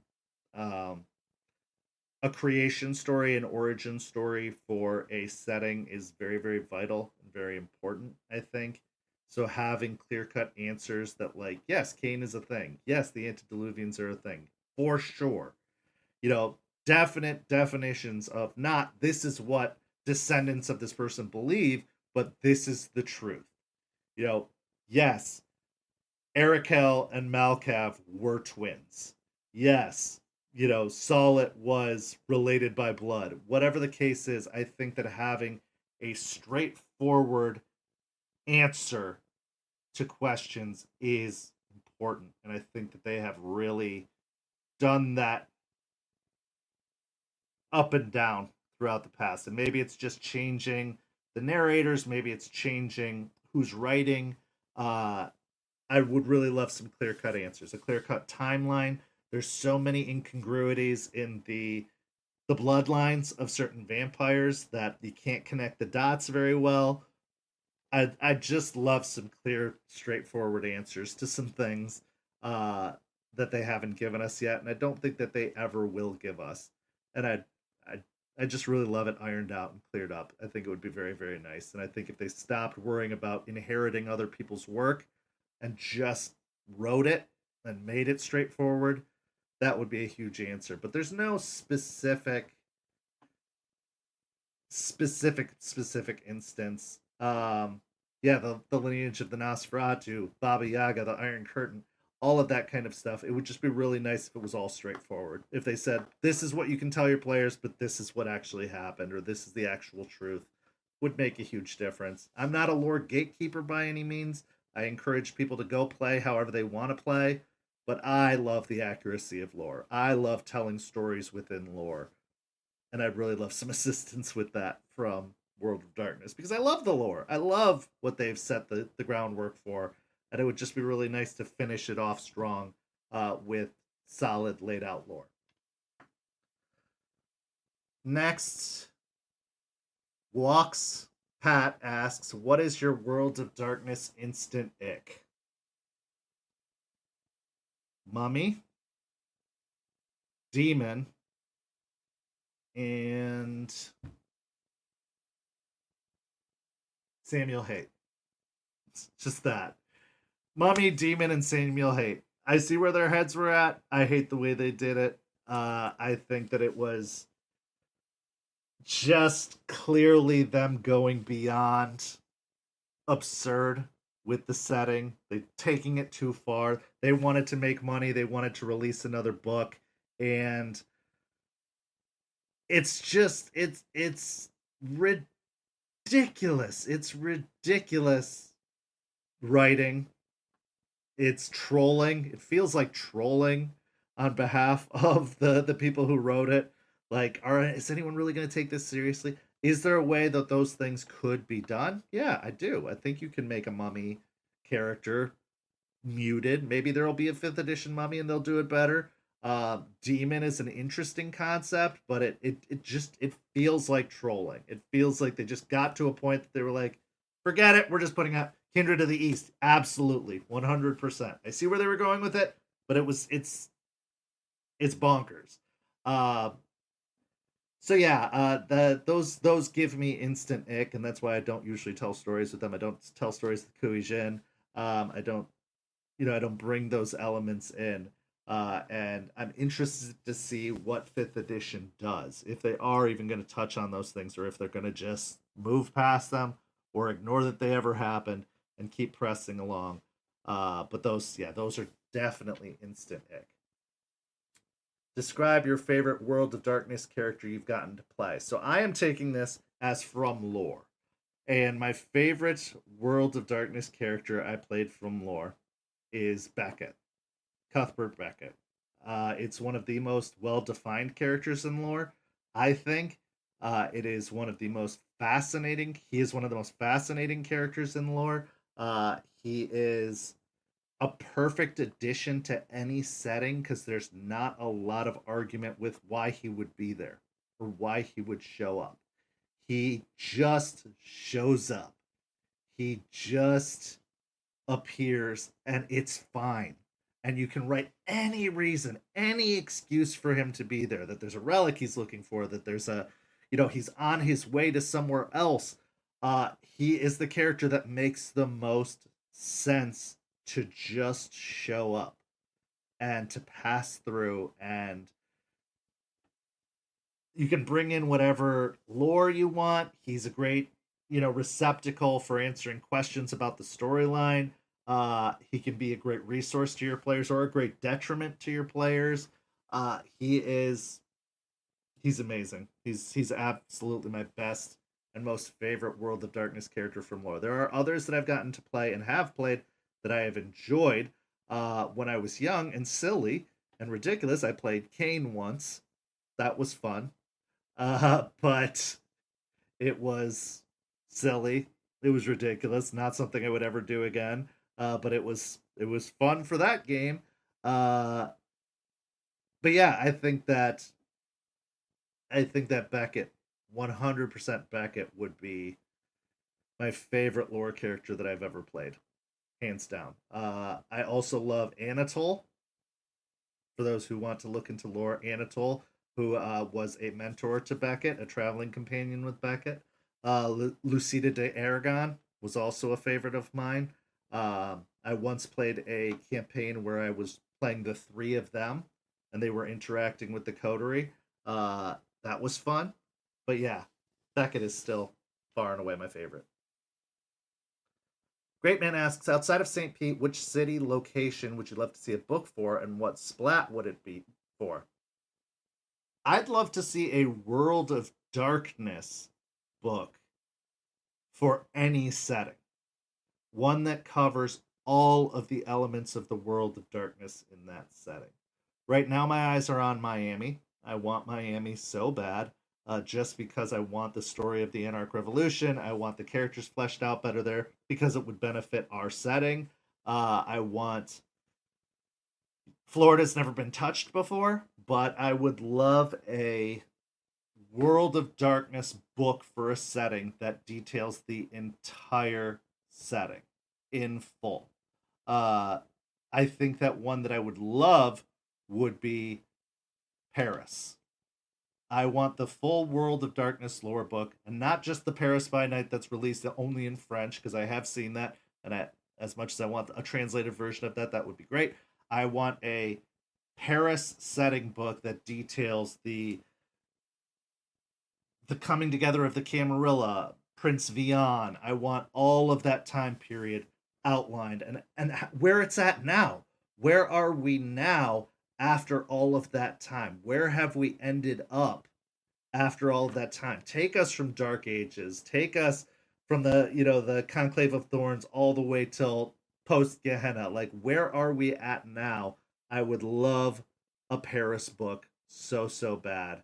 Because that is basically, that and Chicago are basically the two centers of the cam now, as far as I can tell. And I think that would be fantastic if they just put all the splats into one book. Obviously, they want to sell as many books as they can, but it would be really nice to have it fully outlined of like, here are the werewolves that live nearby. Here are the changelings that affect the area. Here are the mages that have passed through. Here are the vampires that take up residence. All of it, all of it. I want all of it in one book. Or even if they did like a Europe with even it more generalized and not specific settings, like not specifically Paris, but like here is Europe with outlines of the overall, just something like that would be great. But right now my eyes are on Miami, just because it was in fact Atlanta, which Kendall brought up in the chat, would be great too, because that's the next closest major populace, would be a good one. But any of those would be fantastic. Modern Artifice asks, what is the absolute worst World of Darkness splat that everyone fails to run/play properly because they don't read the lore, and why is it changeling? Then Walks asks the same question, and why is it Mage? So, I think I might regret saying this. I don't think there's a wrong way to run World of Darkness as long as everybody enjoys themselves. As long as all the players walk away from the game having enjoyed themselves, having had a good time. That being said, I think that if you are trying to profit off of the World of Darkness, whether it be through a stream, whether it be through a, you know, con gathering thing, if you are trying to teach the game, if you are trying to publicize the game, if you are trying to promote the game in any capacity, I think there is a certain accuracy to the rules that should be maintained. I think there's a certain respect for the setting that should be maintained. The tone of the game should be maintained. Uh, and I think that's important. As far as the splats are concerned, really Vampire and Wraith were the only splats I played for a very long time. I dabbled in Werewolf briefly, but I never actually played Mage or Changeling. And so I can't say yes or no to anyone being able to run or play it properly versus improperly. I've seen people run Vampire improperly.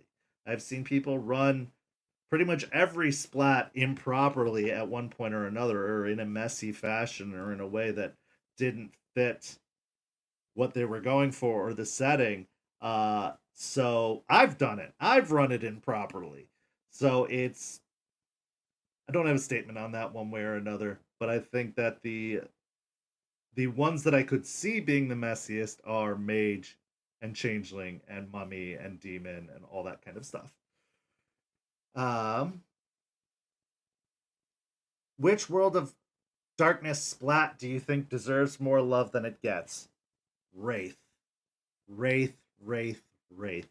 I hope, beyond hope, that Wraith gets a B5.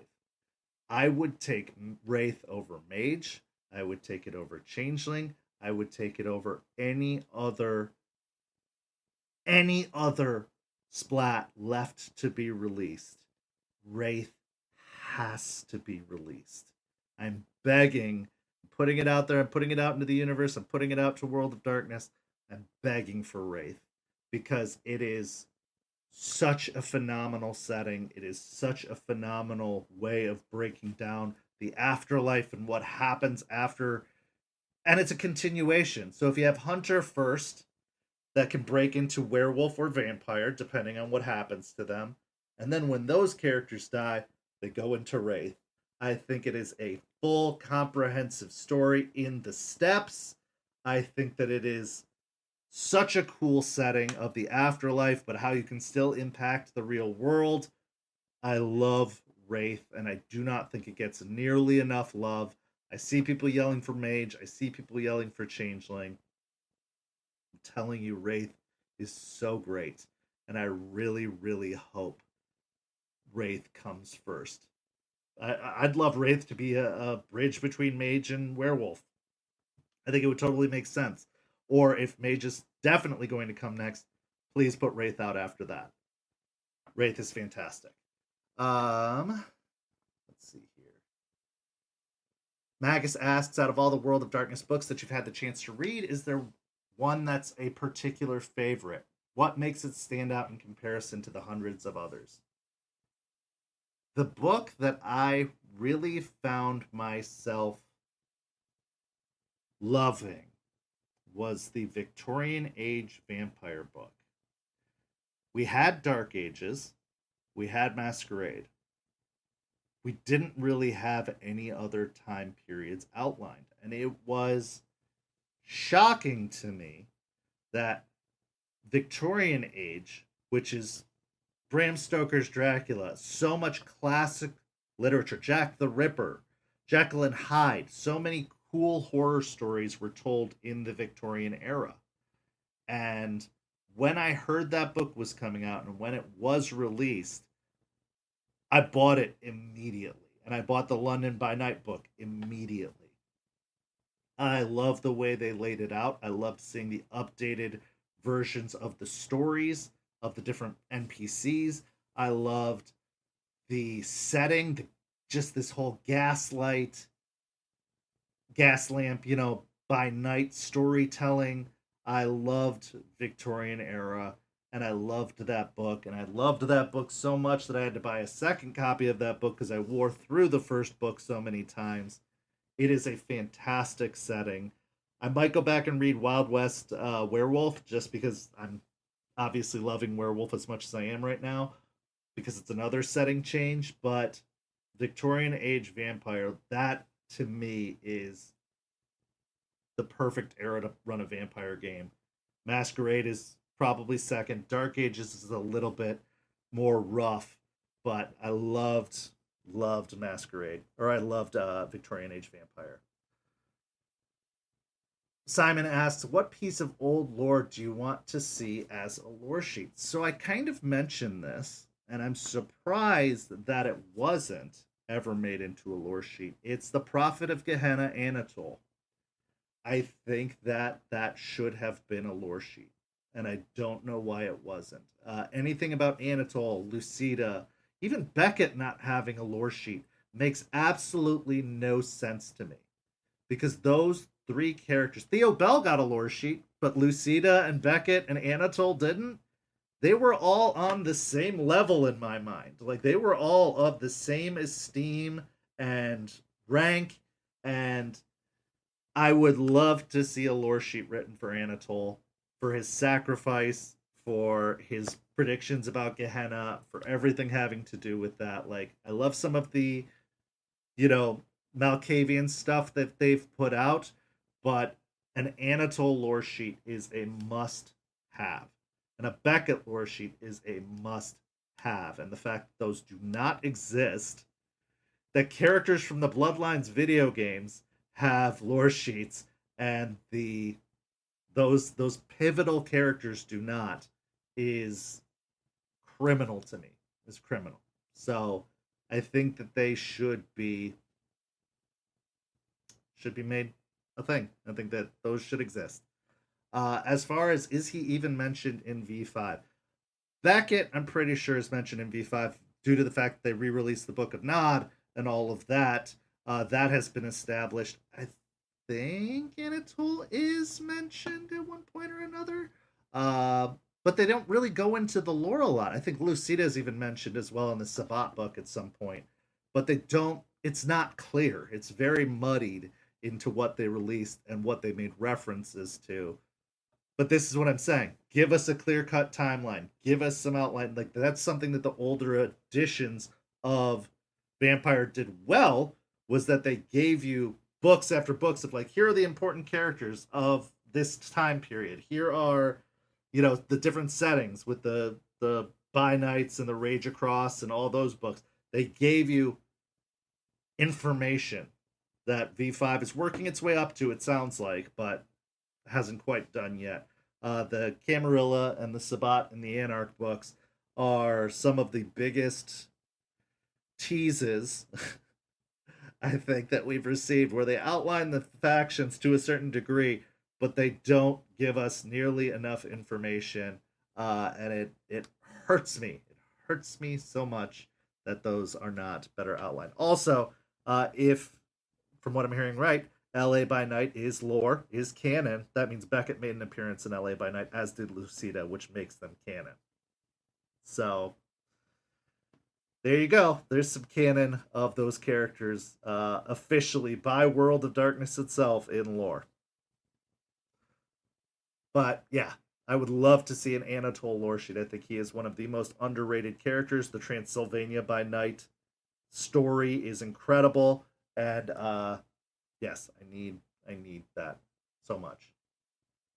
Magus asks, have you found that your knowledge of older editions has been a help or a hindrance in operating in 5th edition, both from a lore and mechanics perspective? This is a phenomenal question. I do not believe it has been a hindrance, but I have seen it be a hindrance for others. And the reason I say so is, and it's been a hindrance for us. Actually, yes, it has been a hindrance for me, in the fact that in an attempt to stay true to the lore that was previously established, the mechanics don't line up properly with the lore of the older editions. In the fact that some of the disciplines have started to bleed together, cross over, that Oblivion and Obtenebration are now the same thing, that they do not have the clan breakdowns of the disciplines versus just this kind of generic overflow. However, I don't mind. I am not as much of a stickler for what belongs to whom as I used to be. When I first started, when they were first releasing books, I did get a little bit finicky, and as you can tell by some of our homebrew rules on the server, like, we did try to say that these belong to the Hekata, these belong to the Lasombra, these belong to Salubri specifically, Tzimisce specifically. I'm really loosening my stance on that, because if that's the direction World of Darkness is going, if that's the direction they are taking 5th edition, I don't think it's worth fighting it. The story that they have clearly tried to tell us, it's not a story of elders anymore. It's not a story of clear cut clan politics as much anymore. It's about the young inheriting and this kind of pool, this weird pool that they've created, especially when you throw Thin Bloods and Caitiff and everything into that, and the emphasis they've put on those into that. Intermingling and intermixing between clans is probably more than ever likely going to happen now that the traditionalists are out of the way. So I'm loosening my stance on it, but I do think that it has been a help because I do know a lot. I put a lot of effort into learning that the 3rd edition, 2nd edition, 1st edition lore, and it does allow me to create some much more engaging stories, some much more stories that appeal to the old players and the new players. It gives me an opportunity to teach. It does feel nice to have a guideline, overall. And I agree with what Simon says when he says I would love to see an in-world lore explanation of it, intermingling, maybe with the death of the elders, the grip on the blood is weakened. Absolutely. I 100% agree. And I think that they reference it, but they don't explain it. But yeah, I think that having that knowledge is good because then I can appeal to all players, old and new, and find a way to bring them together in a love for V5. But it has been a hindrance in some of the times that it hurts my brain when they've made some adjustments or haven't explained certain things that they've adjusted in the lore ever since. Are we supposed to take the old Gehenna book as canon? I'd really like for them to come out and say, hey, this is what we changed. This is what we're doing. This is the straightforward explanation of what's different between that edition and this. I really appreciate that Werewolf rebooted their lore. They kept a lot of it, but they clearly rebooted a bunch of it. And they straight up said that on the first page. Hey, this is a different lore than you're used to. I'm not saying vampires should have done that because it would have hurt my heart, but I think that the fact that they did that with Werewolf has made Werewolf a lot more fun to storytell and work with. And it would just be really nice if they cleared up what are we supposed to expect in the differences between V5 and, the old 3rd edition. It's been a long enough time. What's different? Just tell us what's different so that we can make those adjustments and we can understand those adjustments. But I do not think it has hurt me as much as it has helped me. It has helped me to appeal to all World of Darkness players versus new versus old. I don't get a lot of arguments about lore. I don't get a lot of people giving me guff about doing things the way I do them because I think having that understanding of what old players would be looking for or what they would understand helps. So, yeah, a great question. Kendall, what is your favorite supplement to V5? So I'm assuming supplement, you mean additional book outside of the core book of, the 5th edition core book. So werewolf, vampire, hunter. Okay. So my favorite supplement that has been released so far is probably Cult of the Blood Gods. And the reason that I love that book is because it gives answers. It gives explanations. It gives several different ways you can take the game, several different ways you can play. It talks about bloodlines. It brings in the Hakata and explains them better than any other clan in 5th edition is explained in any other book. It really breaks down all of the different sects and societies and subcultures within it. It really does a thorough job of explaining so much that I think it's a must-have, to be honest. If you're going to play any kind of Hakata, if you want to go close to any of that stuff, I think it's a must-have and a must-read before you do.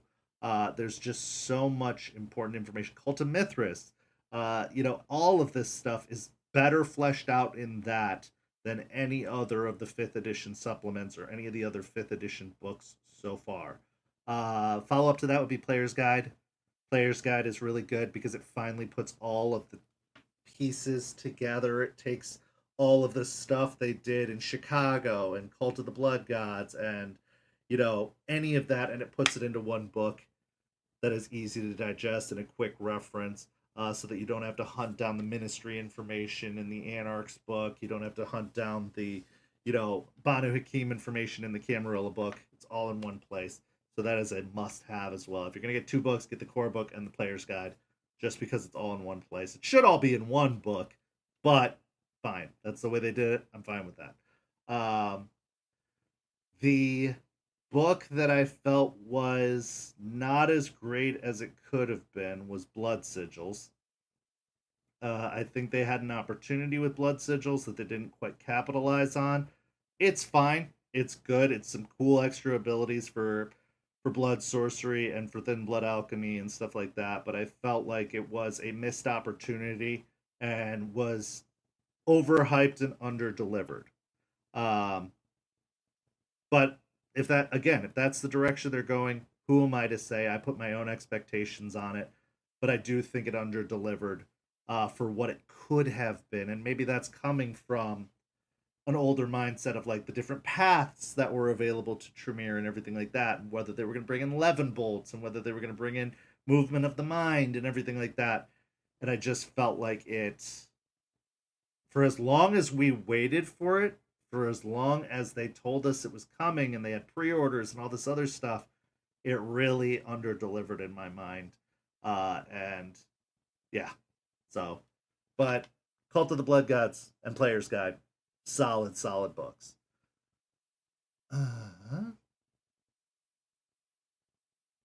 What is your favorite canon SPC from V5 and your favorite SPC from previous editions? My favorite canon SPC from V5. I mean, most of the SPCs from 5th edition are in other canon, or at least are referenced in other canon. So I can't say that there's a specific one in 5th edition that I like more than any of the others. There's some really cool ones in Chicago by Night that you could call upon. There's some cool ones in the Fall of London that I like. I do like that Therese and Jeanette Vorman are canon, because I really enjoyed them in the Bloodlines video game. So I do think it's cool that they made them canon and that they gave them a lore sheet and that they brought them into the game. That is super cool because I'm stan for Malkavians, so very cool that they did that. I love what they did with Loden in Chicago by Night, that they gave a possibility for him to still be alive and that they created an NPC with stats that is believed to be Loden. I think that's very cool. I love the outlining of London and Roger de Camden. Absolutely enjoy that. So that's a very cool one. But in the older editions, I still got to give love to Beckett, Lucida, and Anatole. I love those three SPCs so much. And I'd love... Oh, but another one I'm going to mention is Marcus Vitel from the old canon. I love Marcus Vitel as the underground La Sombra posing as a Ventrue that became Prince of Washington, D.C. Love that NPC. So from the old one, from the DC by Night canon of Marcus Vitel. Absolutely love him.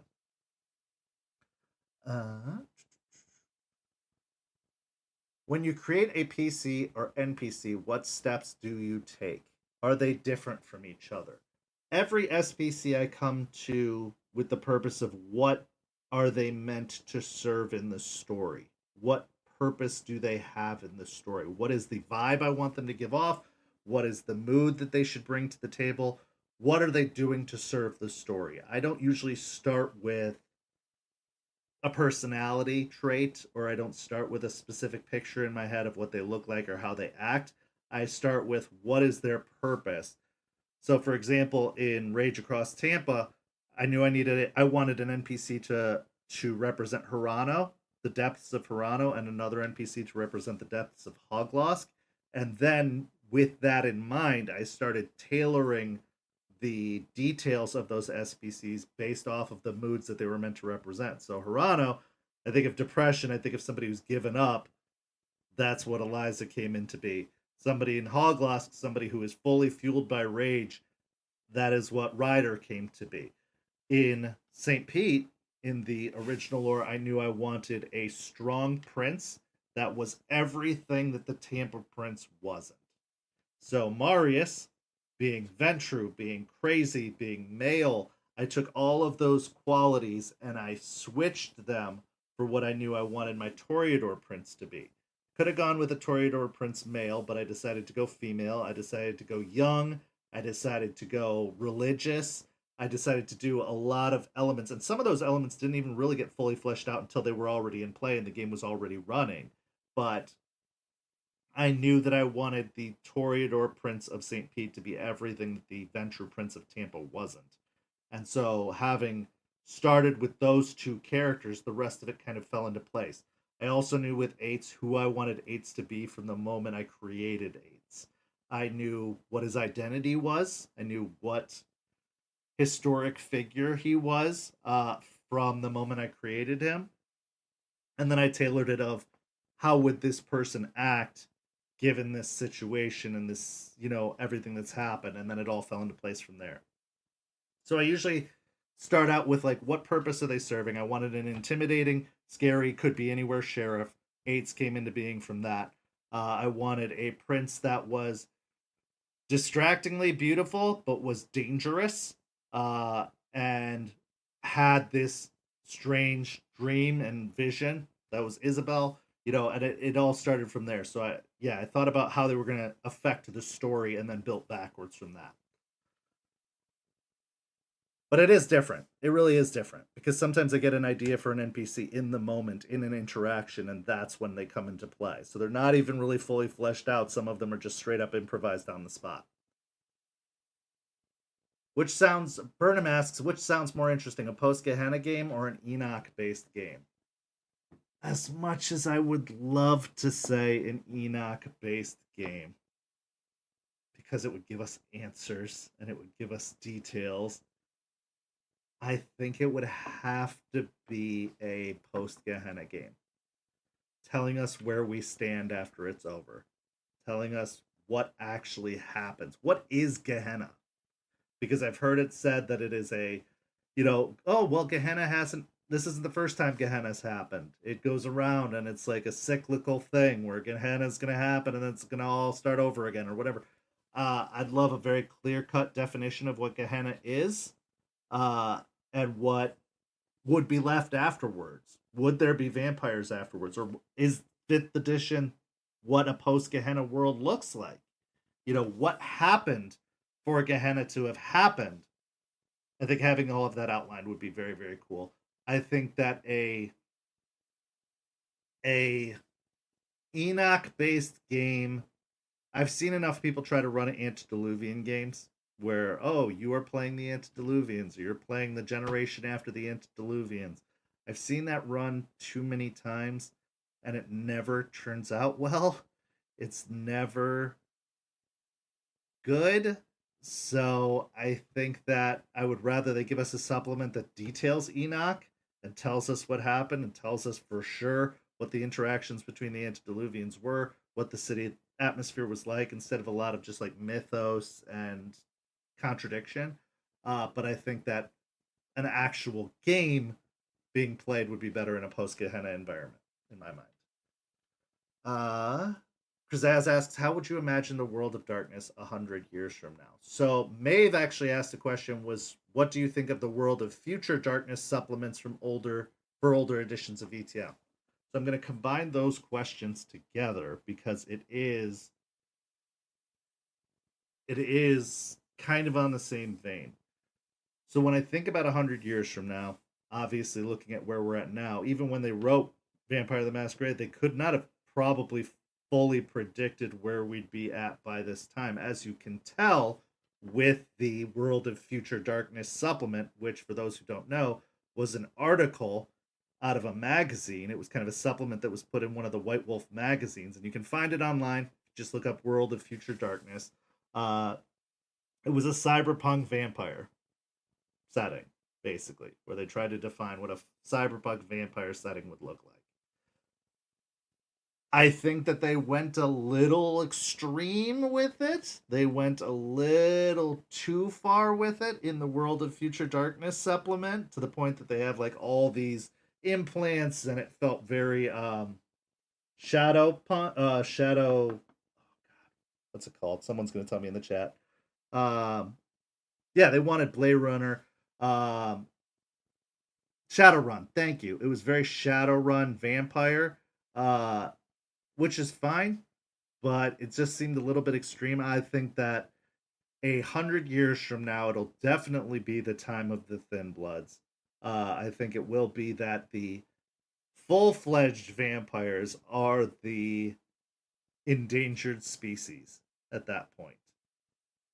And I think that it would be very interesting to see a game where Thin Bloods have all but taken over and they basically blended in with mortal society, and that the full blood vampires will be the strange, kind of unusual, rare sighting that pop up, because I think there will be always those who pursue power. There will be always those that still hold on. But I think it'd be fun. Yeah, I think that that's how I would imagine the World of Darkness 100 years from now. I don't know what I would do with the other supplements, honestly. Mage, werewolf, wraith, anything like that. Focusing solely on vampires, really what I think, because I think werewolves would probably also be rare and possibly even close to extinct, because I think they would have lost.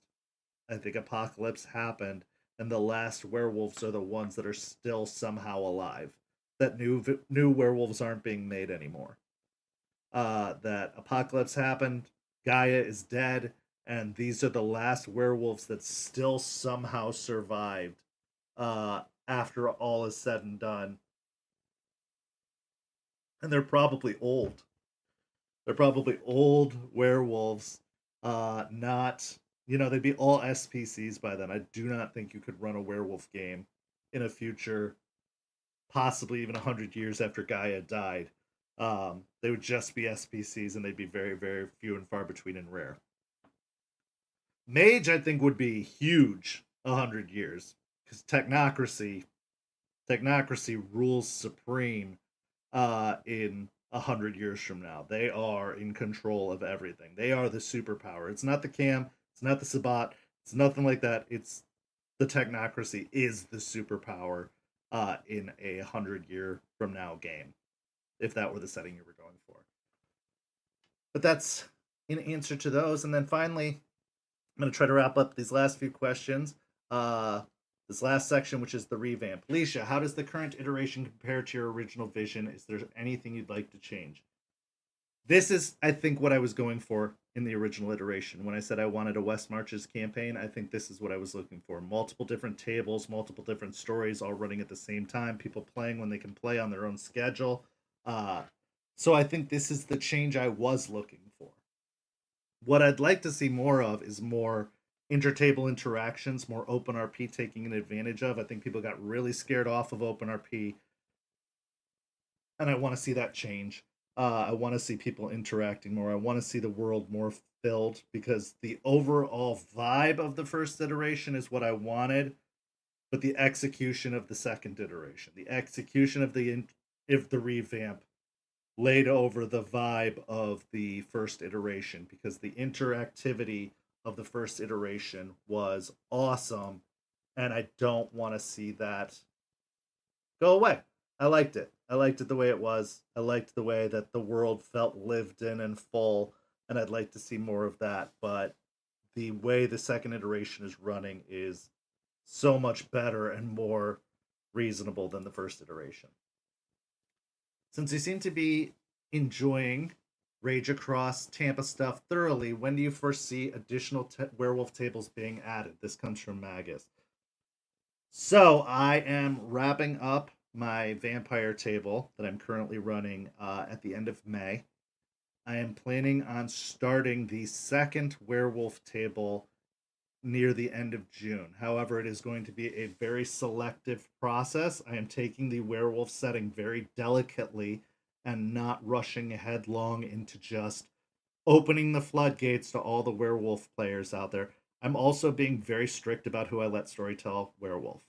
I am going to be putting anybody who wants to be a werewolf storyteller through a very, very thorough process of vetting, of making sure that they understand the rules, of, I'm going to be very, very strict about the tables that I let into werewolf, because werewolf is a very physically overpowering system. And with the wrong players, the setting could be very dramatically and drastically affected by how they play werewolf. And I'm clearly going for a very specific vibe, a very specific story, as you can tell with Rage Across Tampa. So I don't want to stray from that. I don't want to lose that. And with Vampire, it's developed as far as it has. Werewolf or Vamp Hunter, I really had to stay hands off with, just because I had my hands full when it was developing, and I think Cole's been doing a fantastic job with it. But Werewolf is my baby, and I take a lot of pride and a lot of love in it, and so I'm going to be very strict about it. But I'm looking to bring in the second table in late June, if that answers any questions. And then eventually more storytellers and more tables will pop up eventually after that. But as far as timeline, end of June will be when I'll be pulling together the second table for Werewolf. Tekkaman asks, if Mage is the next splat, how soon will we be seeing tables open for everyone to join? Ask me when I have a date, and ask me when I have the book in my hand, because everything else is hypothetical. It will probably be around the same timeline as it took us to start off Werewolf after the Werewolf book was released. I need to make sure I read it. I need to make sure it's understood. I need to make sure whoever's running it reads it and understands it. And I need to see how it will affect the overall setting of St. Pete by Night, if we're even going to allow it. So when I have a date, when I have the book in my hands, I can give you a better idea. But as of right now, no clue. No clue at all. Nabbers, will there be any other hunter only RP events like the ones, open RP events like the vampires have? There could be. I know that once upon a time we had a scheduled hunter event, but it had to be canceled because of real life. Players can't, and this is a very important note I want to make. Players can host open RP events. It does not have to just be storyteller based. So if players want to run an open RP event, they can do so as long as they have a mod present. And if they are planning on, or if they are hoping for any, roles or anything like that to be done, they need to have a storyteller present. But players can plan events. We have never stopped people from doing that. So if the hunters want to create, a cross hunter event, they can. They just need to ask for Cole or a mod or somebody to be there to oversee to make sure that the rules are being followed. But yeah, we're not meaning to not have hunter only events. That is just up to availability, up to who's running it, up to the players. I mean, we haven't even had a lot of vampire open RP events, and the ones we have been usually mod or player organized. So that is the answer for that.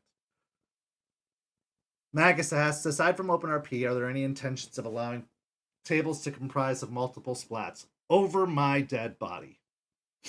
that's the real answer. I could see cross table play between splats. I could see hunters and vampires crossing paths, or werewolves, or whatever the case may be, but I am not going to do a Scooby Gang. I'm not going to have a vampire and a wraith and a hunter and a werewolf all in one game. It's not going to happen because it does not make sense. There is no reason they wouldn't turn on each other. There's no reason they wouldn't kill each other. It's one thing to do one, to stay out of each other's way for one mission. The vampires and the werewolves make an agreement that they're going to stay out of each other's way when it comes to X thing. but they do not have collaborative powers like that. Werewolves and vampires will never be besties. Hunters will never accept supernaturals as their crew. So no, it's not going to happen. Not in St. Pete. You can run it in your own games. I do want to say that. Feel free to run it in your own games. Feel free to run your Monster Squad and your, Scooby Gang or whatever in your own games, but it is not going to happen in St. Pete. It just does not make sense to me for the lore for that to happen. So no. Let's see. Liam asks, would we be willing to do a crossover with another table of the same or different spot? Like I said, if the story lines up that we can, absolutely. Whether they are opposing, whether they're just working on the same thing from different angles, I'm all for it. It's just a matter of getting the storytellers on the same page, making sure that the plot line is very thoroughly detailed, that there's not a lot of cross conflicting information, and that there's a lot of communication happening. And right now, we are solid where we're at, but there's still a lot of stumbles that we're learning about in the revamp, and still a lot of things that we are trying to iron out, with tables having to be canceled or rescheduled, losing players, all that kind of stuff. So until we have the steady stability of getting what we want done now done, for example, not having to take breaks from the streams, that the episodes are turned in, that everything is running smoothly like a well-oiled machine, I would say no, that there aren't any plans currently for that, but I'd love to in the future find one. Krazaz, what plotline in the other ST's tables interests you the most? I think all of this. My diplomatic answer is that all of these stories at all of the tables have merit. Um, I think that they are all good in their own ways. I am very interested in the Mementos storyline that Crafty has told for her cam table. I'm also interested in the Bloody Strings storyline that Bera has told. I'm still learning, catching up on the Hunter storyline, so I can't say for sure one way or another which Hunter's table that I'm most interested in right now. And I don't have a lot of information about the other storylines, which is something I'm hoping to remedy and resolve. I could tell you that what ones looked interesting, like the Graveyard Shift Coterie looked very interesting. Amateur Hour looks interesting, but I don't know enough about their stories uh, at all, so I can't say for sure. But yeah, those are some that I am interested in. Magus, do you foresee any future Splat books being hard to incorporate in the current St. Pete game structures? The answer is yes. I think that Mage is going to be a pain in the butt. Depending on how it's released, depending on how they balance it, if they balance it, I think it is going to be a pain in the butt. I think it's going to be a huge pain. Werewolf was not as hard as I thought it would be, which gives me hope for Mage. But right now, I think Mage is going to be the biggest pain in the butt to incorporate into the setting of St. Pete. Changeling could be a close second, depending on which version of Changeling they release. If they do the Dreaming, it's going to be tough. If they do the Lost, it's going to be a lot easier. So, yeah, but Mage is going to be very difficult to incorporate, considering the solidity of the structure we have now.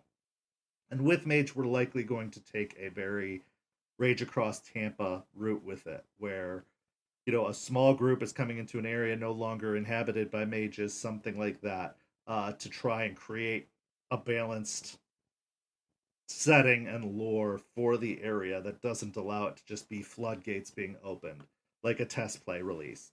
So it will be hard to tell until we get it in our hands what's going to be happening. So we'll see. And obviously Mummy and any of those, I don't know. I can't even comprehend it. But of the ones that I can guarantee are coming, being mage, I think it's going to be difficult.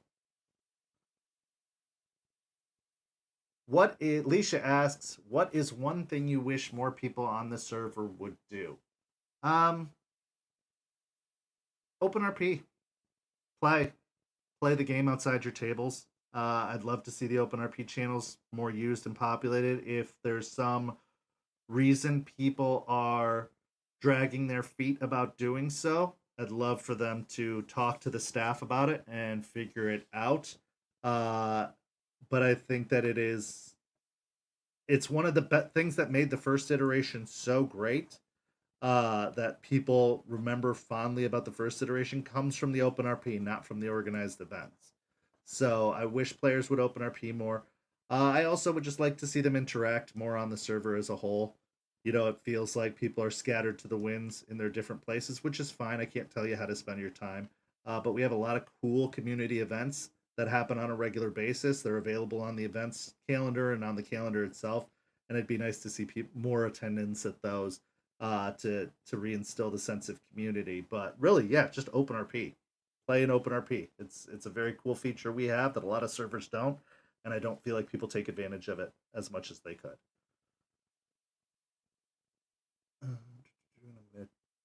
Rapid fire these last few questions. Favorite revamp or prevamp character that you've played? Isabel and Artie, for sure.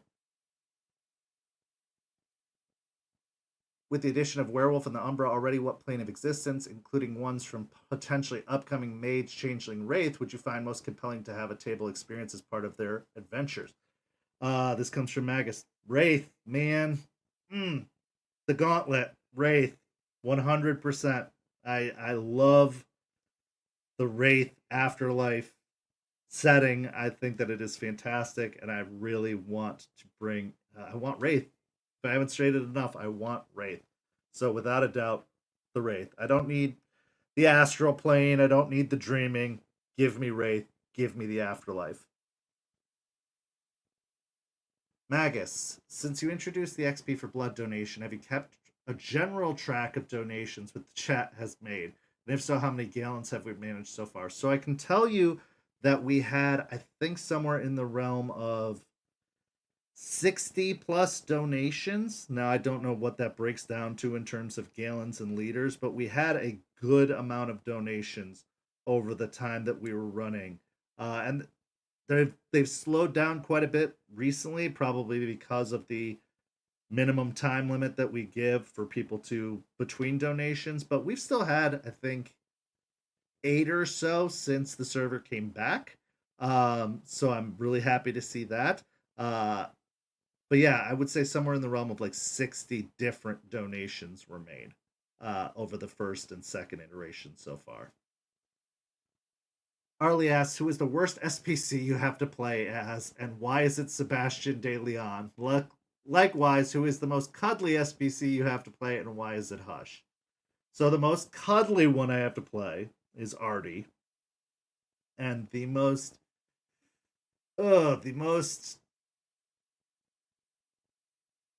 worst SPC that I have to play as is Sebastian or Bloody Mary. Those are rough ones. Sebastian makes me feel slimy. Bloody Mary makes me feel cruel, just full on cruelty.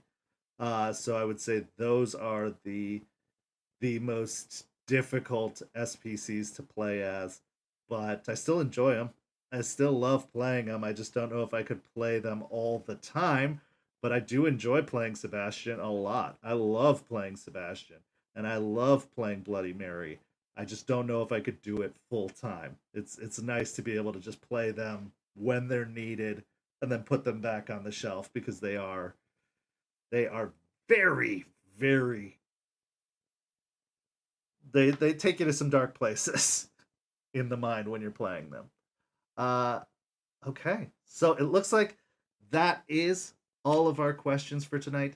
Thank you so much to everybody who tuned in throughout this entire episode. Thank you for interacting in the chat. I really hope these answers shed some light into me as a person, into the server, into the behind the scenes of St. Pete by Night. This was very, very enjoyable for me, as much as it was stressful talking about myself. I love, talking about this community. I love talking about this game.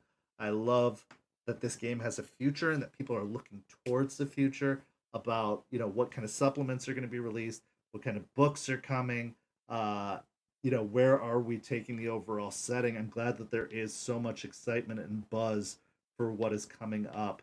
And yeah, I've really, really enjoyed having this community and telling these stories with you.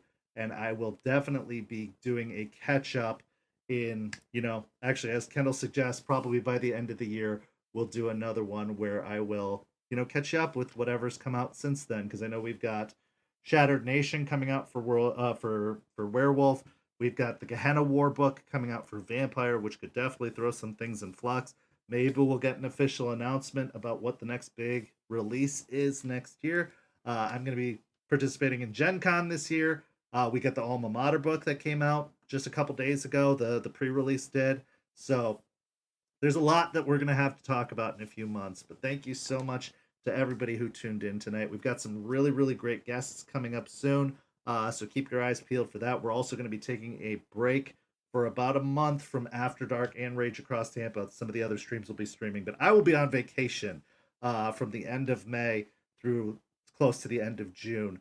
So these shows will be on hold during that time. But coming up this week, we have Bloody Strings returns tomorrow, which is very exciting. On Monday, Mementos, our YouTube exclusive, is dropping at midnight Monday morning. So you can get access to the Mementos Camarilla storyline. Then on Tuesday, we've got Rage Across Tampa. Then next week, we will be back with another What the Hell Is That on Friday. So our shows are coming back slowly but surely. Just keep an eye on the schedule and keep an eye on the calendar. But we have a lot of really, really great content coming out. And once again, I want to toss over to the podcast. This is your opportunity to catch up on everything that's happening and to stay caught up on everything that's happening. And you can do so on the go. You can listen to it during your morning commutes or, while you're doing laundry. So go follow us on Spotify. Go follow us on Apple Podcasts. Wherever you get your podcast, just search for St. Pete by Night and you can download the episodes. We've already seen some great numbers so far of people tuning in. So be one of those people and tune in to the podcast, and it supports St. Pete by Night and everything we do. And share it with your friends, share it with your enemies, share it with anybody who you think could be interested in the world of darkness and what we do here. Thank you so much. Again, go follow St. Pete by Night on all the social media, and I appreciate you all tuning in, and have a lovely, lovely evening, everyone. We'll see you next time here on St. Pete by Night After Dark. Have a good night.